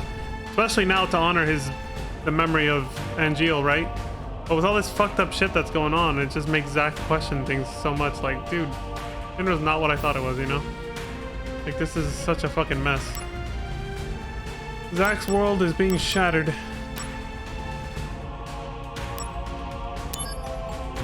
It already was with Angeal's death. That's why he cried so much about it. But, like, he's just been so lost and confused since then, and it just isn't getting any better, you know? We never visited this room before, did we? I'm not talking to all these fools. I don't have time for that shit.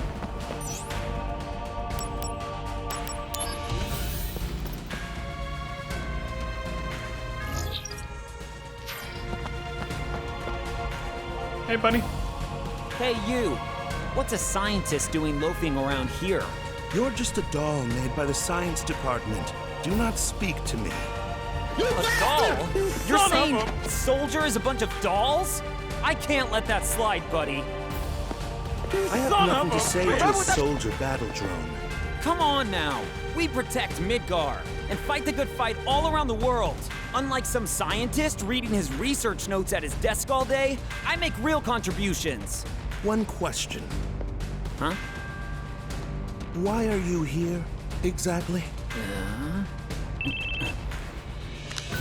Zach, can you talk? What's up? Have you heard about those reports of the recent spike in monster sightings around Midgar and Calm? Yeah, I've heard. Apparently, those monsters were once held by the Shinra Science Department as study samples. Seriously? So you're saying these monsters busted out of Shinra's cages? You think they could? On their own? The Shinra building security system isn't that lax. But then... The company has decided to cover this up with a massive soldier deployment to eliminate the monsters. I'm sure you'll get the call soon too. But for now, keep this quiet. Right, got it. Shinra monsters, huh? What's happening to this place? See? What I just said. His world is falling apart, man. He thought Shinra was one way, and he's finding out it wasn't. Zack thought so highly of Shinra, and then now he's like starting to see what it, you know, what it really is. He's starting to see Shinra for what it really is, and it's bothering the hell out of him. It's tough to go through something like that, right? I still haven't used her Phoenix down, so I don't think she can give me another one. Right now, the general, how about... Nah. Alright, so that yellow marker up there is one last side quest, or just a continuation of a previous one? The inspection team has arrived in Midgar without incident, sir. My comrades on the escort detail also arrived safely. I'm grateful for soldiers' support, sir. In my heart, there is only respect and admiration. That's just concluding a side quest line that I did with missions. There was no cutscenes for it, otherwise I would have recorded it and shown it. You just do the missions, which is like any other mission, just a generic kill the monsters, pick up the items, go. Same shit, rinse and repeat as all the other missions. No cutscenes, and then yeah, you guess you just talk to this guy. My comrades on the escort detail appeared quite exhausted, sir. To go from Midgar to Corel Village and then back again must have been extremely tiring. And I couldn't even tell you which mission quest line was related to any of these NPCs. But like this guy's mission quest line, I don't even know which one it was. Like that, they're all the same. Like, if they don't have cutscenes like some of them do, like the Yuffie ones, there's just no way to tell them apart. I can't remember which quest line was the one for that guy. I don't know.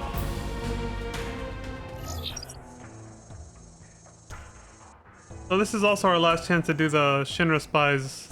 Or the Wu Tai spies thing, which I don't care for, so we're just gonna go.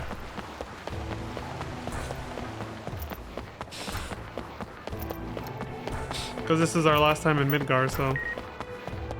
Oh, right! We got 2 Shinra news.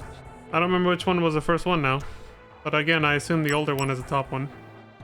Space Development Report. Space Development Status Report. Shinra fully plans to establish the rocket engine as the next step in industrial development. Manned rocket Shinra number 26, you know who that is in full production, with a projected launch within a few years. The proposed model for Shinra number 26 is on display in the exhibit room in the Shinra building. Yeah, we saw that before. Development is proceeding steadily, and our pilot, Sid Highwind, has begun training. There it is. Boy, that poor fool is going to be so disappointed in a couple years with the failed launch. Analysis of the simultaneous attacks. We've determined that the simultaneous attacks on 5 locations, including Junon and Costa del Sol, were the criminal acts of an anti-Shinra organization. Sure. Their goal was to release a group of their own activists in Shinra captivity and display a show of force. But thanks to the quick response by soldier operatives, the situation was quickly brought under control. Even in Junon, the target of the heaviest attacks, damage was kept to a minimum. Thank you for praising me. Don't need it, but thanks.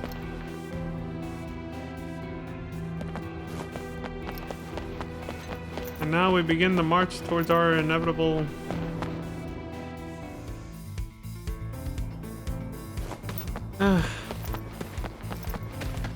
when you already know how a game's gonna end, just because you played, you know, it's the problem with prequels, right?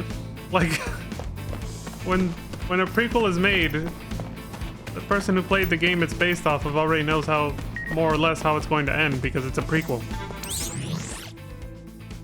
That's the nature of it. I'm sure there's some exceptions out there with some really good writers who can get around that, probably, but this game is not one of them. If you played the original FF7, you know how this is going to end. Shinra News Budget Report. After exhaustive engineering by the Arms Development Department, prototypes of the next generation of weapons are feature complete and being tested in the slums. Once mass production becomes feasible, it would enable us to lower human resource costs by drastically cutting down on the number of personnel. Yeah, automation equals, you know, job loss and worker displacement. Because machines are far more efficient and effective than humans at almost everything. With high expectations for these new weapons, we announced the following changes to the budget. Security Department, 7 billion gil, originally 10 billion, so they got cut by 3 billion. Arms Development Department went from 11 billion gil to 8. Interesting. The very same department that developed the automated soldiers that are going to replace the security guards are also having their own budget cut by their own invention. That's ironic right there.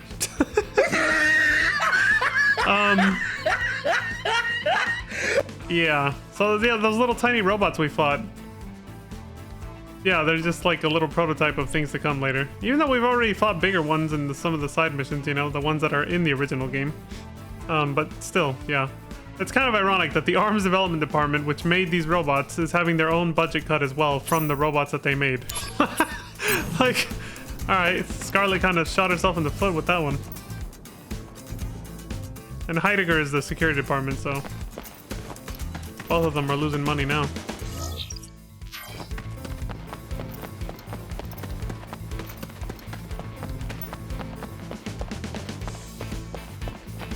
It's no wonder they're such good friends, right? Even though she just made them both lose money. She makes the weapons that his department uses, basically. Of course they're friends.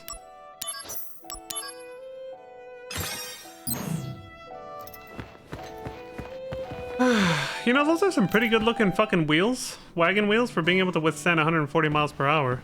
They look flimsy as shit. Oh, Zach. You're done with work already?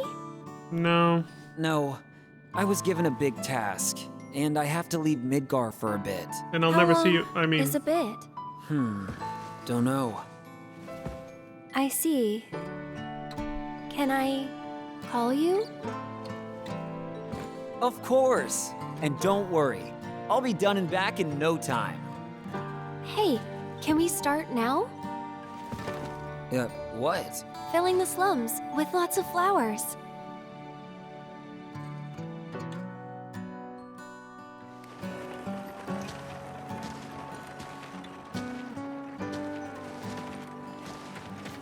Yeah, it's looking really cute. You think people will buy? Of course. Nobody's coming.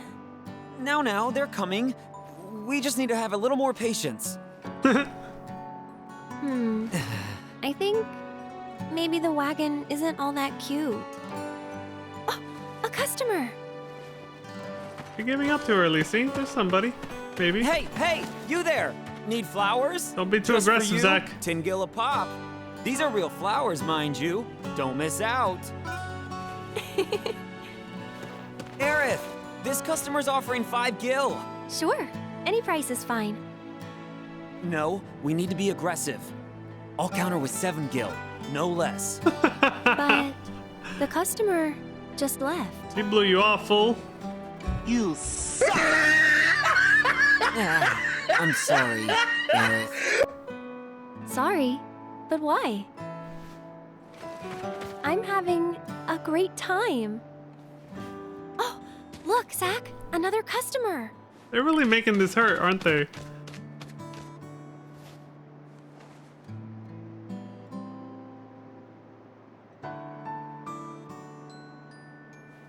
Don't worry about Aerith. Protecting the subject is part of the surveillance. You're the only one I can depend on. Hey, why are you laughing? Asshole. I'm counting on you.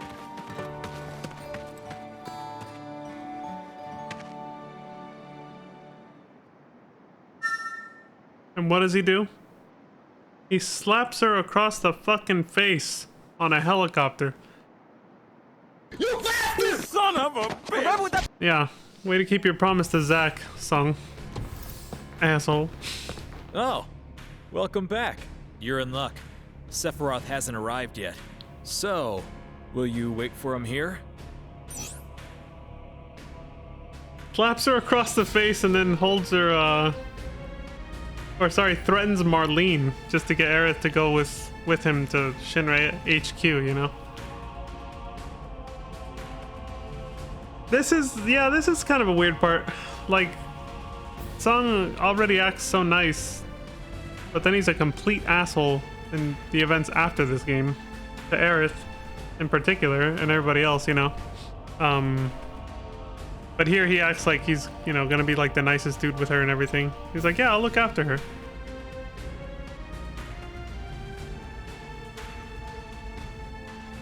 It's that in particular. It's just so inconsistent with that slap.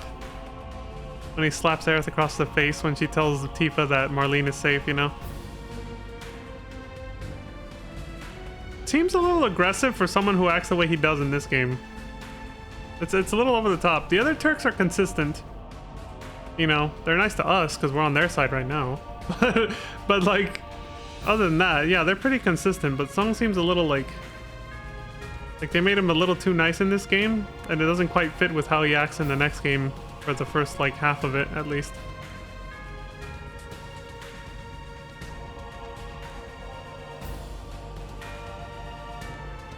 Especially because they imply that Aerith kind of... She didn't have like romantic feelings for Sung, but like, you know, she had like some feelings for him in the sense of like, when he gets cut by Sephiroth and it seems like he's gonna die, like she kind of cries for him a little bit. Because she knew him since she was little, right? Anyway, whatever. It's just kind of nitpicking at this point. It's like even if what I'm saying is valid, it's like, who cares? Like, let's just move on. What should I do? There's no going back beyond this point. Make sure that you have no unfinished business left, such as uncompleted missions. Yeah, I don't give a shit. I just want to do the main story, dude. Who cares? I have no Thanks regrets. for everything. I'll be back in Midgar before you know it. I'll see you around. Yeah, see ya. Well, the alternate timeline they set up at the end of FF7 Remake, sure. But not in this timeline. You ain't coming back. I'm having a little trouble rounding up the group. We're in a hurry. Let's move it. Sir. What? Cloud? Together again, huh? Dylan! Thanks. Oh! Son of a Hold on. bitch. I'll get everyone. If I knew they were gonna bump fists like that, I would have done that sooner.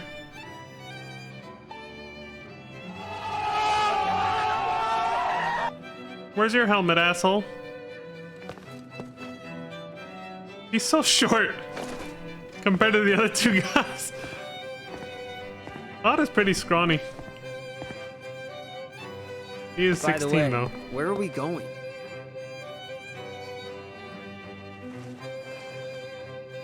To Nibelheim. The dramatic fucking turnaround. Because they're basically saying, Square Enix is like, if you haven't figured out what's gonna happen next, well, here it is, and we're putting it in the most ominous way possible, you know? Because you know what's, again, this was obviously made for people who played the original game, so that's meant to be a moment, you know? That's why it was so dramatic, the slow turnaround, and then it's staring right at the player's eyes and saying, to Nibelheim. That's where the player's supposed to freak out and be like,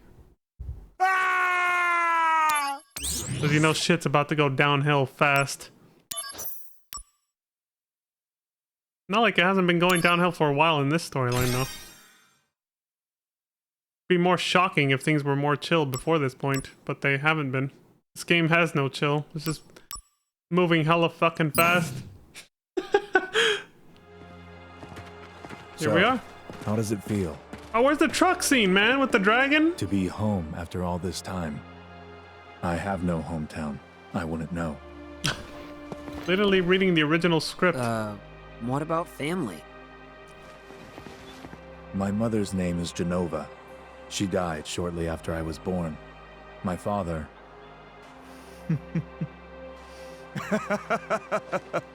Literally.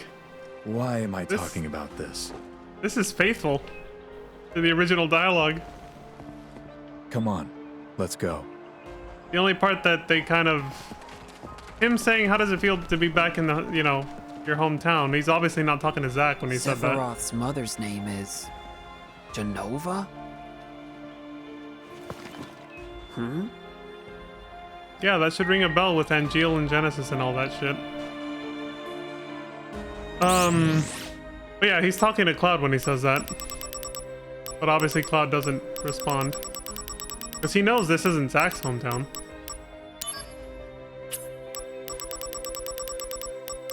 And Cloud's brain right now is just memorizing all this shit from where he is over here. And then he's gonna insert himself into where Zack is in the memory, you know?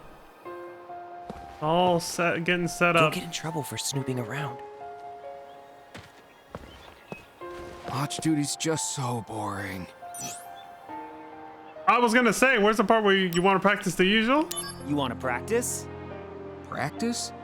Oh, you mean posing. Soldier always has to be mindful of their public image, right? How was it? Oh yeah. Like this? You're getting good. You know, I don't really want to join Soldier. It's like it's so much work. The pose. Dude, the fan service is off the fucking charts right now. The fact that they remade these scenes from the original game for this game is pretty fucking cool. You'll get in trouble. So Cloud's the one who said that? Now we know which of the two soldiers is Cloud in the Nibelheim flashback. One who talks about snooping around. You guys came to investigate this town, right? There's a lot of strange things you can find in this town. We like to call them the town's 7 wonders. Are you guys interested at all? Sure. If you're interested, look into it. Are they actually wonders, or are they hoaxes? The first wonder is, lately, the town's drinking water has sometimes been coming out red. Could it be blood? Ooh, scary. That can't be right. Can it? If you learn the truth about this wonder, please tell me. Any progress yet on the wonder? The first wonder lately. Ooh, if you learn... Hope it's not Chris's blood. If there's no clear quest marker, I'm not bothering with it. Like, I'll only do the side quests where it tells you exactly where to go. I'm not gonna bother with this shit. Otherwise, yeah, fuck it. Oh. Are you one of the soldier people? Tifa! Yeah, Zack of Soldier. First class, mind you. She hasn't come into her own yet here, of course, because, you know, like Cloud, she's... Are there a lot of you? He's first 15, classes? I believe. We're a select few. Only 2 of you this time? Yeah, me and Sephiroth. He's wondering where Cloud is. Uh-huh. Yep, there it is. Well... He has no idea Cloud never made it into Soldier. There she goes. Poor Tifa. See, she wanted to ask. Odd. That's why she reached out like that, because she was so close to just being like, do you know someone named Cloud? Like, you know, but nothing. And he's over here, and he just watched. He's too embarrassed to show his face to her. You'll get in trouble. It's like a soap opera, man. There's so many instances in this whole story where, like, if something tiny had just been different, none of this would have happened. Like, if Cloud had just not been so embarrassed and he said, hi, Tifa, I'm right here, and I never made it into Soldier, I'm just a security guard or whatever, like, everything would have turned out very differently. This whole story could have... It's the butterfly effect, literally. Is this how you check the water supply for blood or what? Yep. There's a red materia here. Did the color seep out of it? Is that even... Is yeah, that. even possible? Phoenix! Rebirth flame. Well, I figured it out, kid. Huh? A materia in the water supply? Aw, that's not very exciting. Oh well. But listen, this next wonder has to be real. I'm getting goosebumps all over just thinking about it. Before I tell you. Have you seen the painting of the girl on the second floor of the inn? Not yet, but this sounds interesting. Well, can you go take a look? Second floor of the inn. Hanging on the wall opposite the bed. How I remembered that Tifa was 15, just now that we met her, is when I looked up the ages during the original playthrough, where I saw that Yuffie was 16 instead of 18 like I thought. I also saw that basically Tifa, Cloud, and Aerith are all 1 year apart of each other. So Tifa's 1 year younger than Cloud, and Aerith's 1 year older than Cloud. So since Cloud is 21, well, that means she's 20, Aerith is 22, and then this is 5 years before that, so subtract 5 from all their ages. So Cloud's 16, Tifa's 15, and Aerith is 17. Yeah. I think I fucked up earlier and I said she was 16, but that's because, you know, I hadn't done that full... Everything I just said, I was just kind of like guesstimating, and I was like, yeah, whatever. So yeah, right now Aerith's 17. Still don't know Zach's age at this point. Oh. Not like he exists in the present day, right? But he dies during the... Yeah, it's not like he dies at this... Yeah, no, he dies in 5 years from now, right before FF7's events happen. Yeah. Go see the picture. Yeah, I don't know his age. We depart for the reactor at dawn. Retire early today. We only need one on watch. Get some rest, men.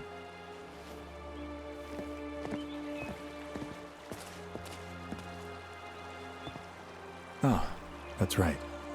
Go visit friends and family, if you wish.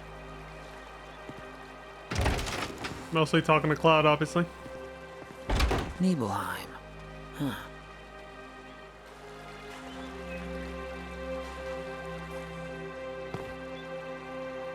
Why is your helmet still on? It's personal.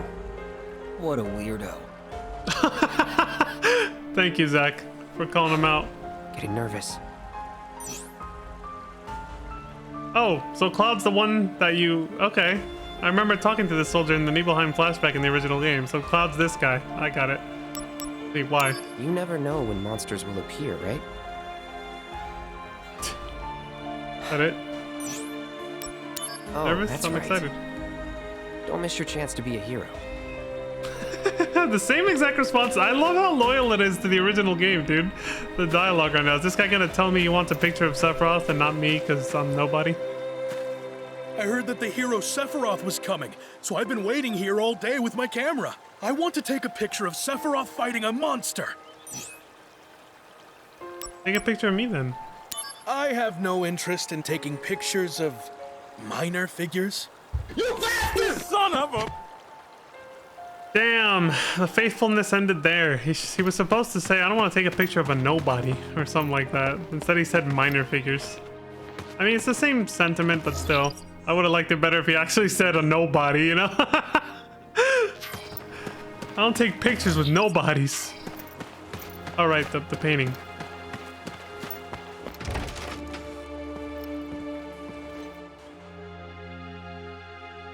You may visit friends and family if you wish. We're basically doing the Nibelheim flashback at the Calm Inn now. Which means I'm actually curious. Rebirth. A demo came out of it like a month before it came out.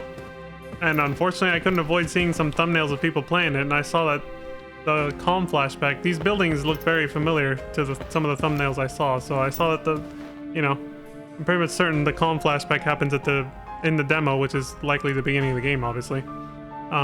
Based on how, what was it? Episode Integrate ended, the Yuffie episode for Remake. So now I'm really wondering how much of the calm flashback and Rebirth, when we get there, is gonna resemble everything I'm doing right now. I'll have to memorize this video, like the part for this is part 6, right? Yeah.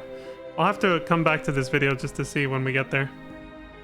Rebirth or Remake will fly by because I will be doing that with New Game Plus. I still have my save file from years ago, which I like 100%ed. I got everything, so we're just gonna zoom through that. So like once we're past this game, Remake will just be like, I can't, obviously it's still a long game, but like, I will do all the side quests, but still, being able to almost one-shot everything, especially at the beginning of the game, is gonna make it go pretty fast.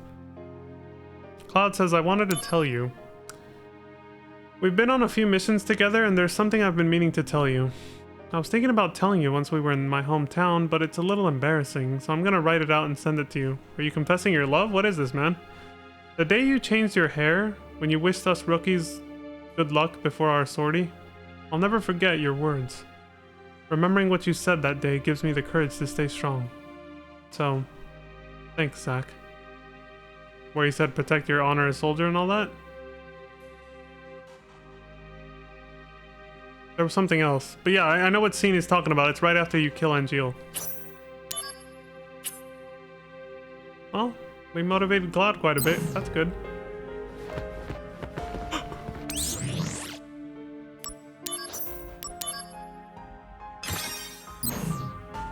He definitely won't forget those words for sure. Where's Zangan? Tifa's a martial arts instructor. He should be standing right here. Good day, sir. Welcome.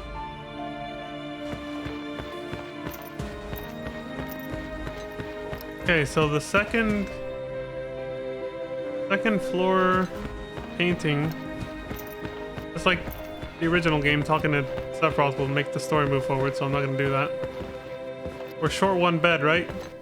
Oh no, we actually have 3 beds this time. Oh wait, hold on. Sephiroth. Oh, okay, no, yeah, we are short 1 bed. It was 3 beds in the original too, and there's 4 of us. Oops.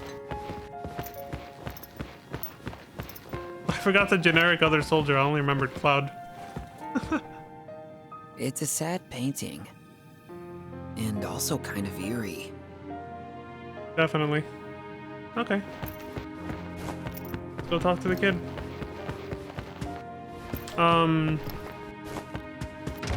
Yeah, it's just one of those things like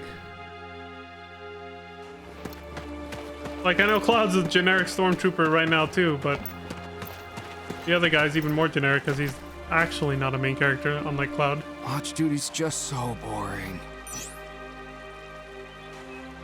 This again? You want to practice? Practice, okay. soldier. I don't want to be mean, so. Like this? You're getting. You know.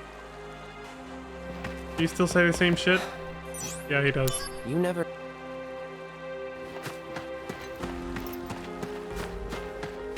Alright, kid, I saw the painting, yeah. It's cute, but also kind of eerie, don't you think?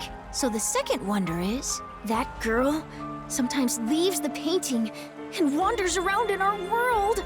What? Ooh, scary. Way too scary. Actually, though, yeah. Any progress yet on the wonder? So the second wonder, that girl. Ooh. Wait, you want me to go back and see if she's there or not there anymore or something? Didn't know this was gonna turn into a horror game suddenly. Fatal frame over here. She's actually gone, dude. Huh? It's true. The girl vanished. What? What the fuck? Huh? It's true. Okay, he's just... Now she's wandering around our world. I gotta look for a little girl. And then tell her to get back into painting or what? I'll talk to the kid again just to see what he says, but... Any progress yet on... So the that... Ooh. Oh, yeah. Okay, we gotta go find the little girl now. What's this guy doing over here? I heard that the hero I want to... I'm going to miss the decisive moment. Telling him to get back inside just okay. Damn. Well, now it becomes a fetch quest of finding her wherever she is. I was gonna explore the rest of the town anyway, so for now it works. But I won't go out of my way. Like, if I don't find her, I don't find her. While I check the rest of the town. Okay, so let's see how much of the geography is faithful. We got the inn there, the general store. We're in the old west over here. That's Tifa's house, and that should be Cloud's house right next to it. This little one here. We welcome the Shinra army. Not for long, he won't. Well, I mean, you're gonna die, so I guess. Anyway. Nibelheim outskirts. What's this other new zone over here?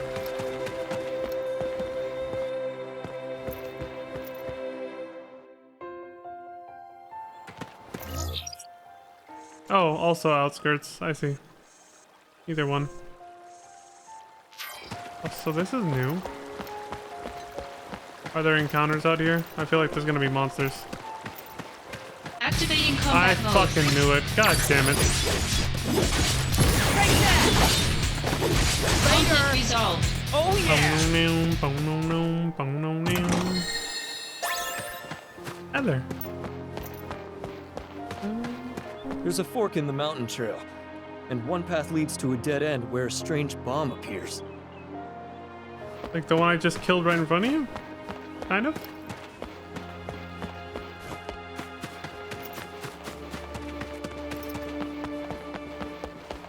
Little girl from the painting, you out here?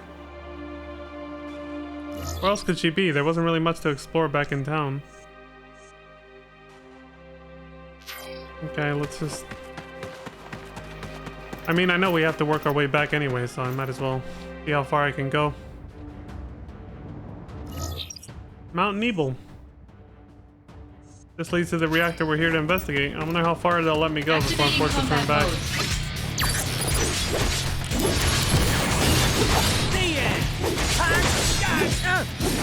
Hey, get back here, you prick. Oh yeah! There's the reactor. Combat mode.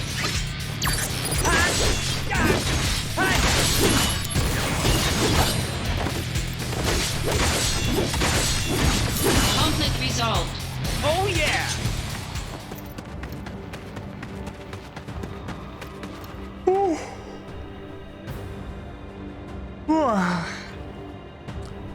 What the hell are these guys doing? Admiring a Mako fountain? I made it all the way here without running into a single monster. But now I have to go home. So maybe I'll tell you the rumor about the Wonder Bomb. Sure. If you can stop all of them from exploding, they say you get something very nice.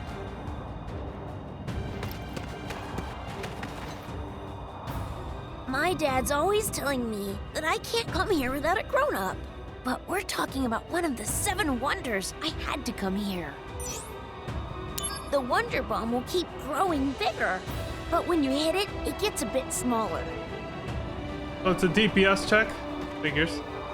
I came all this way to find the Wonder Bomb, but I'm done. But still, I got some valuable info. What you do is hit the ones that are about to explode. Good to know. What were you planning to do if you found that you can't fight? You don't even have a weapon. Activating combat mode.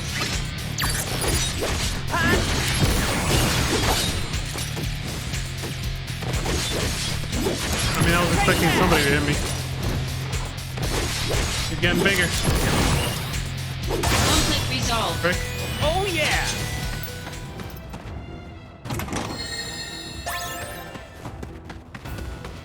Activating combat mode.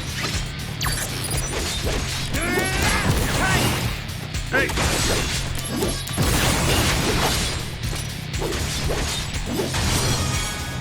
Oh yeah! Conflict resolved. Hey, the game is allowing me to level up. Activating all my combat mode. backlogged experience points.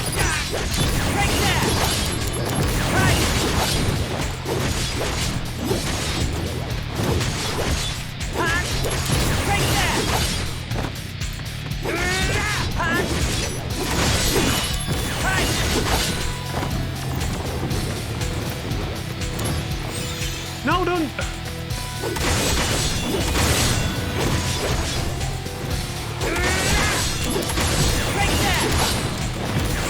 I was forgetting which button was to like change targets or something, so I accidentally used the potion.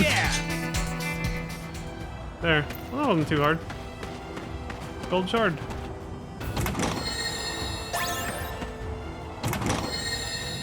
I got the Wonder Bomb. Is it like the Wonder Boner? Activating combat mode. You guys may think that was like a in poor taste or something, like a, you know, fucking gothy joke or something in poor taste, but that's actually a real product, but that was the thing.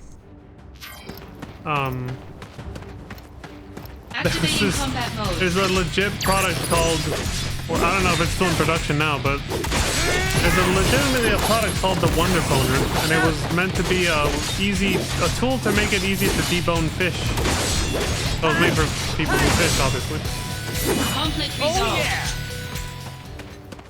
Then they legitimately decided to call it the Wonder Boner. It was advertised. The commercial was done by the dude who did Dirty Jobs. I know it's an old reference at this point, but I know he also became kind of a pretty big deal celebrity for a lot of people. So I know somebody might recognize his name. Got him. Mike Rowe, I think his name was. Who did that TV show Dirty Jobs on Discovery Channel? Activating combat mode. I remember hearing about that show as a kid, and I think I only watched part of like one episode one time. I didn't think it would blow up as much as it did. Like it gained like the cult following that I got, but yeah, it did. I guess the dude was actually pretty, he was pretty entertaining, I guess. He had his own, quite a big fan base. Activating combat mode.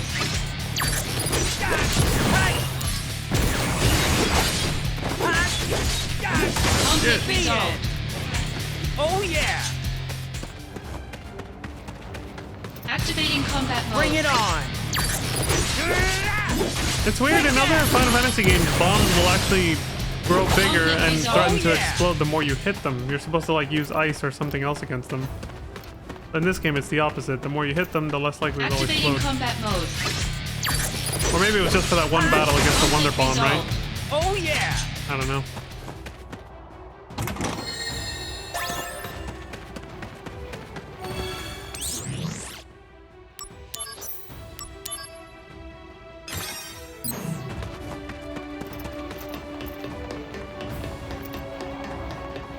That's it.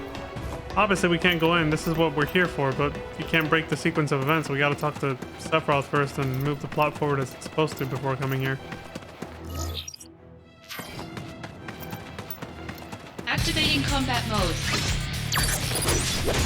It's nice they let you come here anyway, though. Oh yeah! Out of order, just so that you can, like, grind for EXP if you need it or something.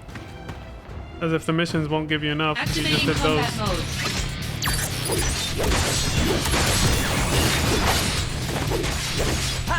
Conflict resolved. Oh yeah! Activating combat mode. It is a funny coincidence that we're playing this game not long after the Armored Core Marathon, where we heard activating combat mode over and over. System activating combat mode, or combat mode engaged. Depending on the computer part. The head part for your AC, the computer would say it a little different. Activating combat mode.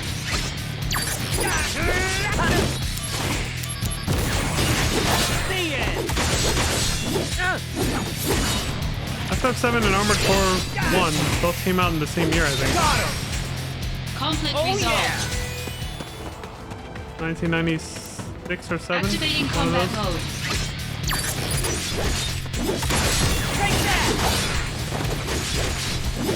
The very first Resident Evil game came out in 1996. Conflict resolved. So its story takes place in 98.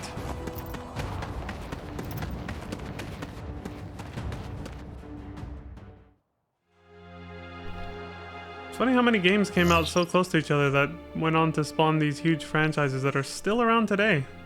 They've withstood the test of time.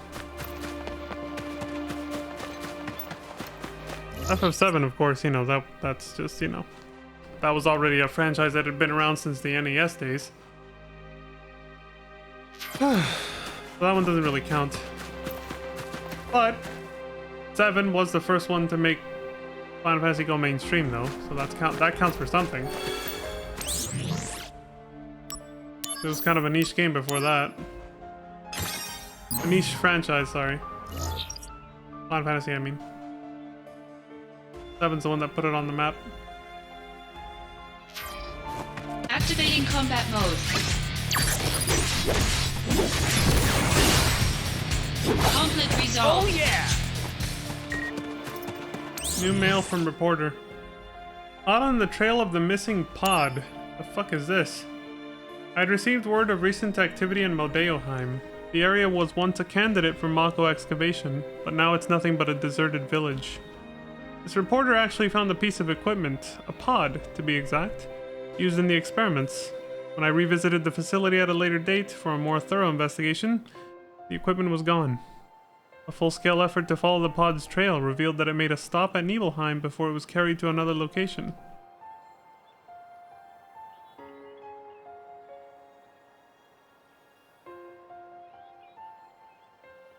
Wait a minute.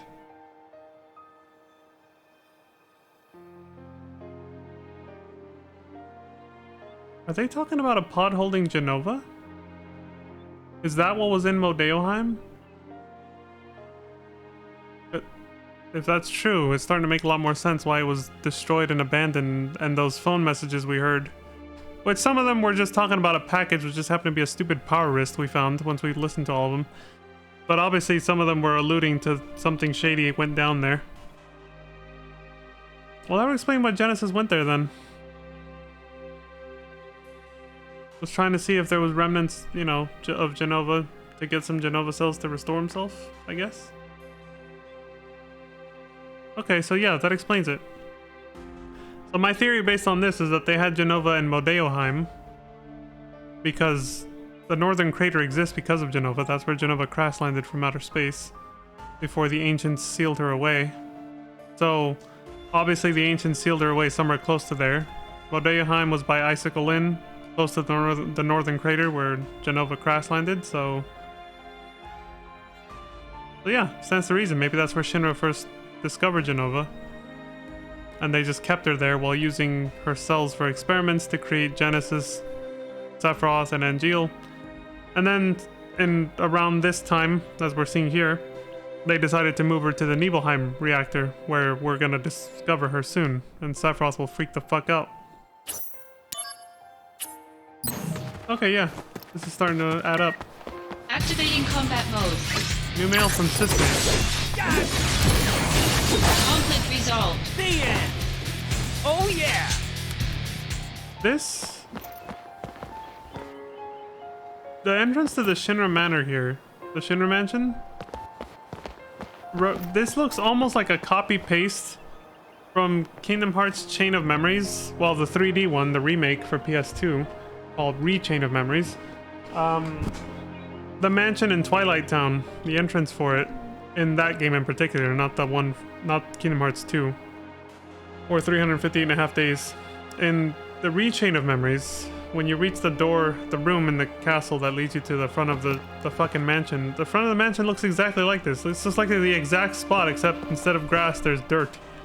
But the layout is exactly the same. Like, I will come back to this video just to prove that point the day I finally stream Kingdom Hearts. Might not be as far as most might think, but because it looks just like it, this area. This snake says when you come back. Sag, we're not coming back. Are you in Nibelheim about now? I've got business in another freezing locale myself. By the way, I couldn't help but notice that you were reading Loveless while you were in Costa del Sol. That was Genesis's favorite work, wasn't it? Oh, have you finished it yet? I bet you got bored of it in the middle and just tossed it away. But there's a stage production of Loveless now playing in Midgar. Let's go see it when you get back. Who knows? It might just give you the hint you're looking for. Are you asking me out on a date, Snake? You're the side bae, don't get carried away, alright? Aerith's the main girl. I think we could go in. Maybe the little girl from the painting is here.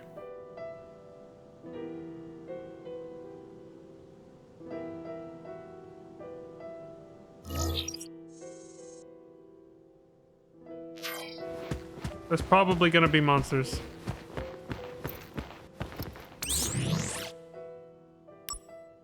I wanna, that's inconsistent with the Nibelheim flashback. There isn't supposed to be, but I wouldn't put it past them.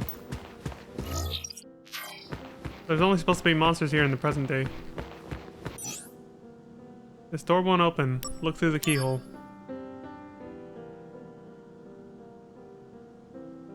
The music is oddly calm, too.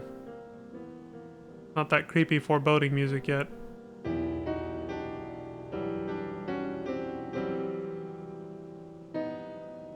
Okay.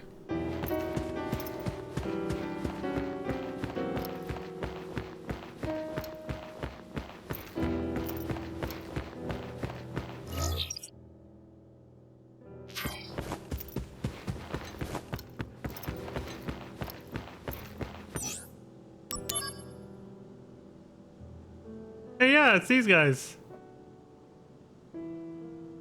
These monsters aren't supposed to exist until 5 years later.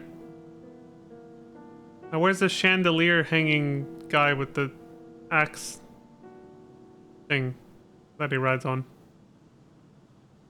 Oh, look, they're dancing. Cute. I didn't see I could do that.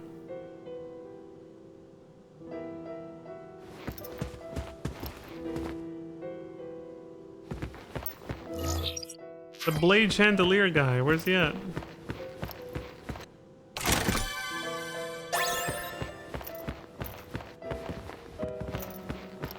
At least the layout is familiar.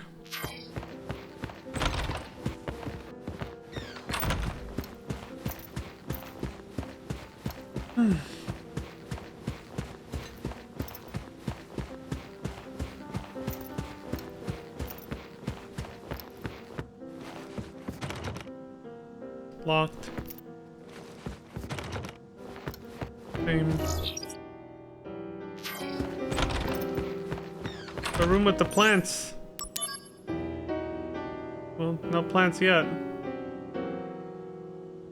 The room with the most oxygen, right?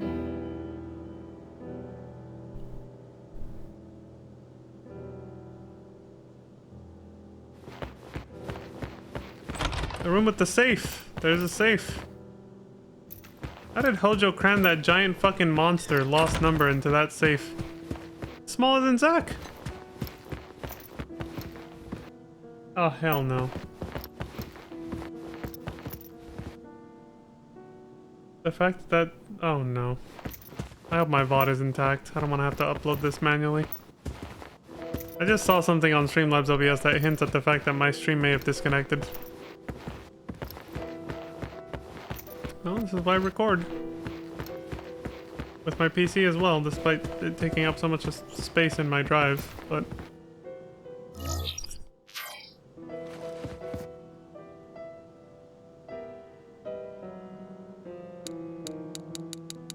how the hell are you supposed to figure this out?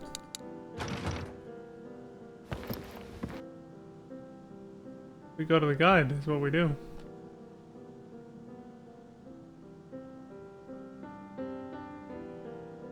Archer.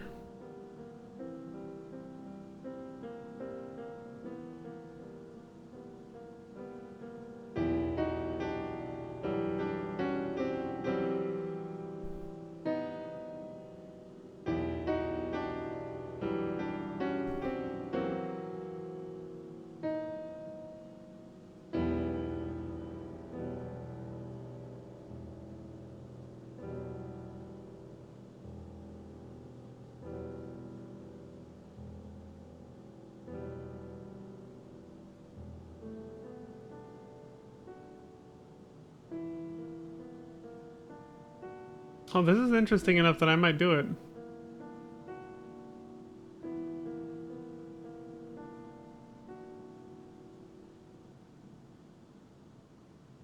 How are you supposed to figure this out?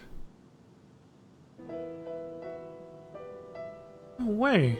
That's the solution? How would you ever... You would need... Not a 5-head, you would need a 10-head person to figure this out without a guide. There's literally no part in the game that actually gives you a clue to this?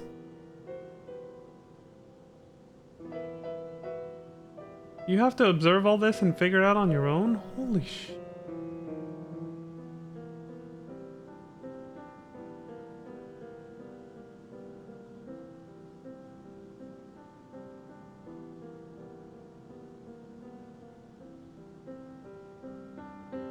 And yeah, you have to do this because the numbers, the safe code is actually randomized.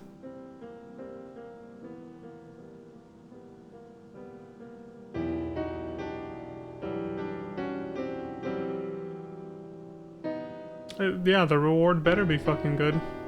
Sounds like it is.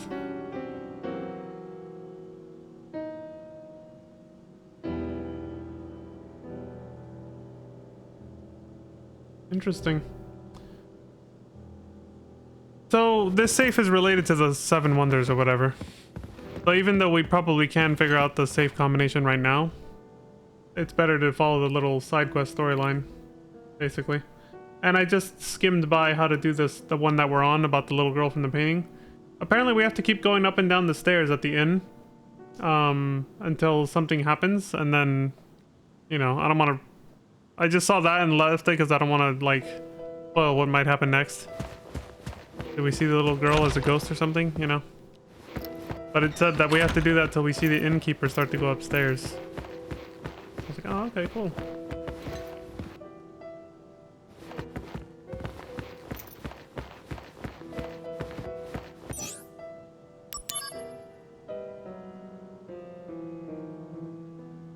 Looking through these keyholes, even though you can't actually, like, open the doors or anything, is actually how you're supposed to find the solution. But it's up to you completely to figure out what the game wants you to look for to find the code to crack the safe. It's why the reward is actually quite prestigious. That's not what it is.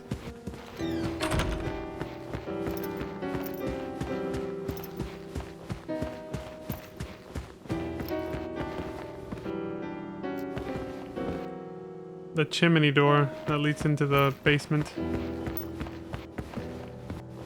It's supposed to blend in with the wall, man. It should look all brick-like, like the rest of the wall. That way that soldier who sits here says, I saw Sephiroth walk into this room and then I followed him and he's not here. He just disappeared. Now there's an obvious door, so we're not gonna get that dialogue, I guess. Anyway, alright, we'll do the rest of this tomorrow, because I gotta go to bed. And it's been over an hour anyway, so... But I was too curious. I really wanted to see what was here first. Oh yeah, part of the safe combination solution does have to do with these guys too. So... yeah, I'll save back in town, because then we can do the 7 wonder quest there. Yeah, we'll come back here when it's actually... We'll do all the 7 wonders quests because I can just use the guide, and I'm kind of curious to see how it goes. If I didn't plan on... Like, there's no way I would have... Without the guide, I'd be like, no, fuck that, but... It took me in enough that I'm like, okay, I'll do them, but only with the help of the guide. So that we can get through them rather, you know, without too much trouble. Conflict resolved. Oh yeah! No damage. There's a save point back in town too, right? Or do I have to come back out here? I have to save out there. Well, that's kind of funny. Alright, I guess. Who the fuck are you? Oh, the picture guy. Wait, is it the same guy? I heard that the heroes... It is. It's the same idiot. Okay, shut up. You have to go all the way out here to save, if you want to save manually.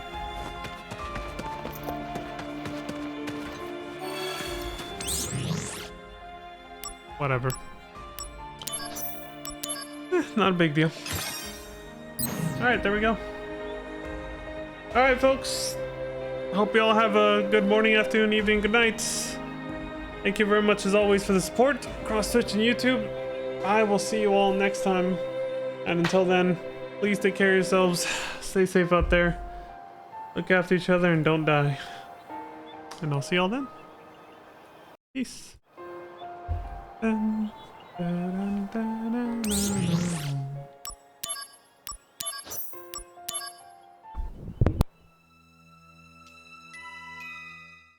Dylan! You son of a bitch.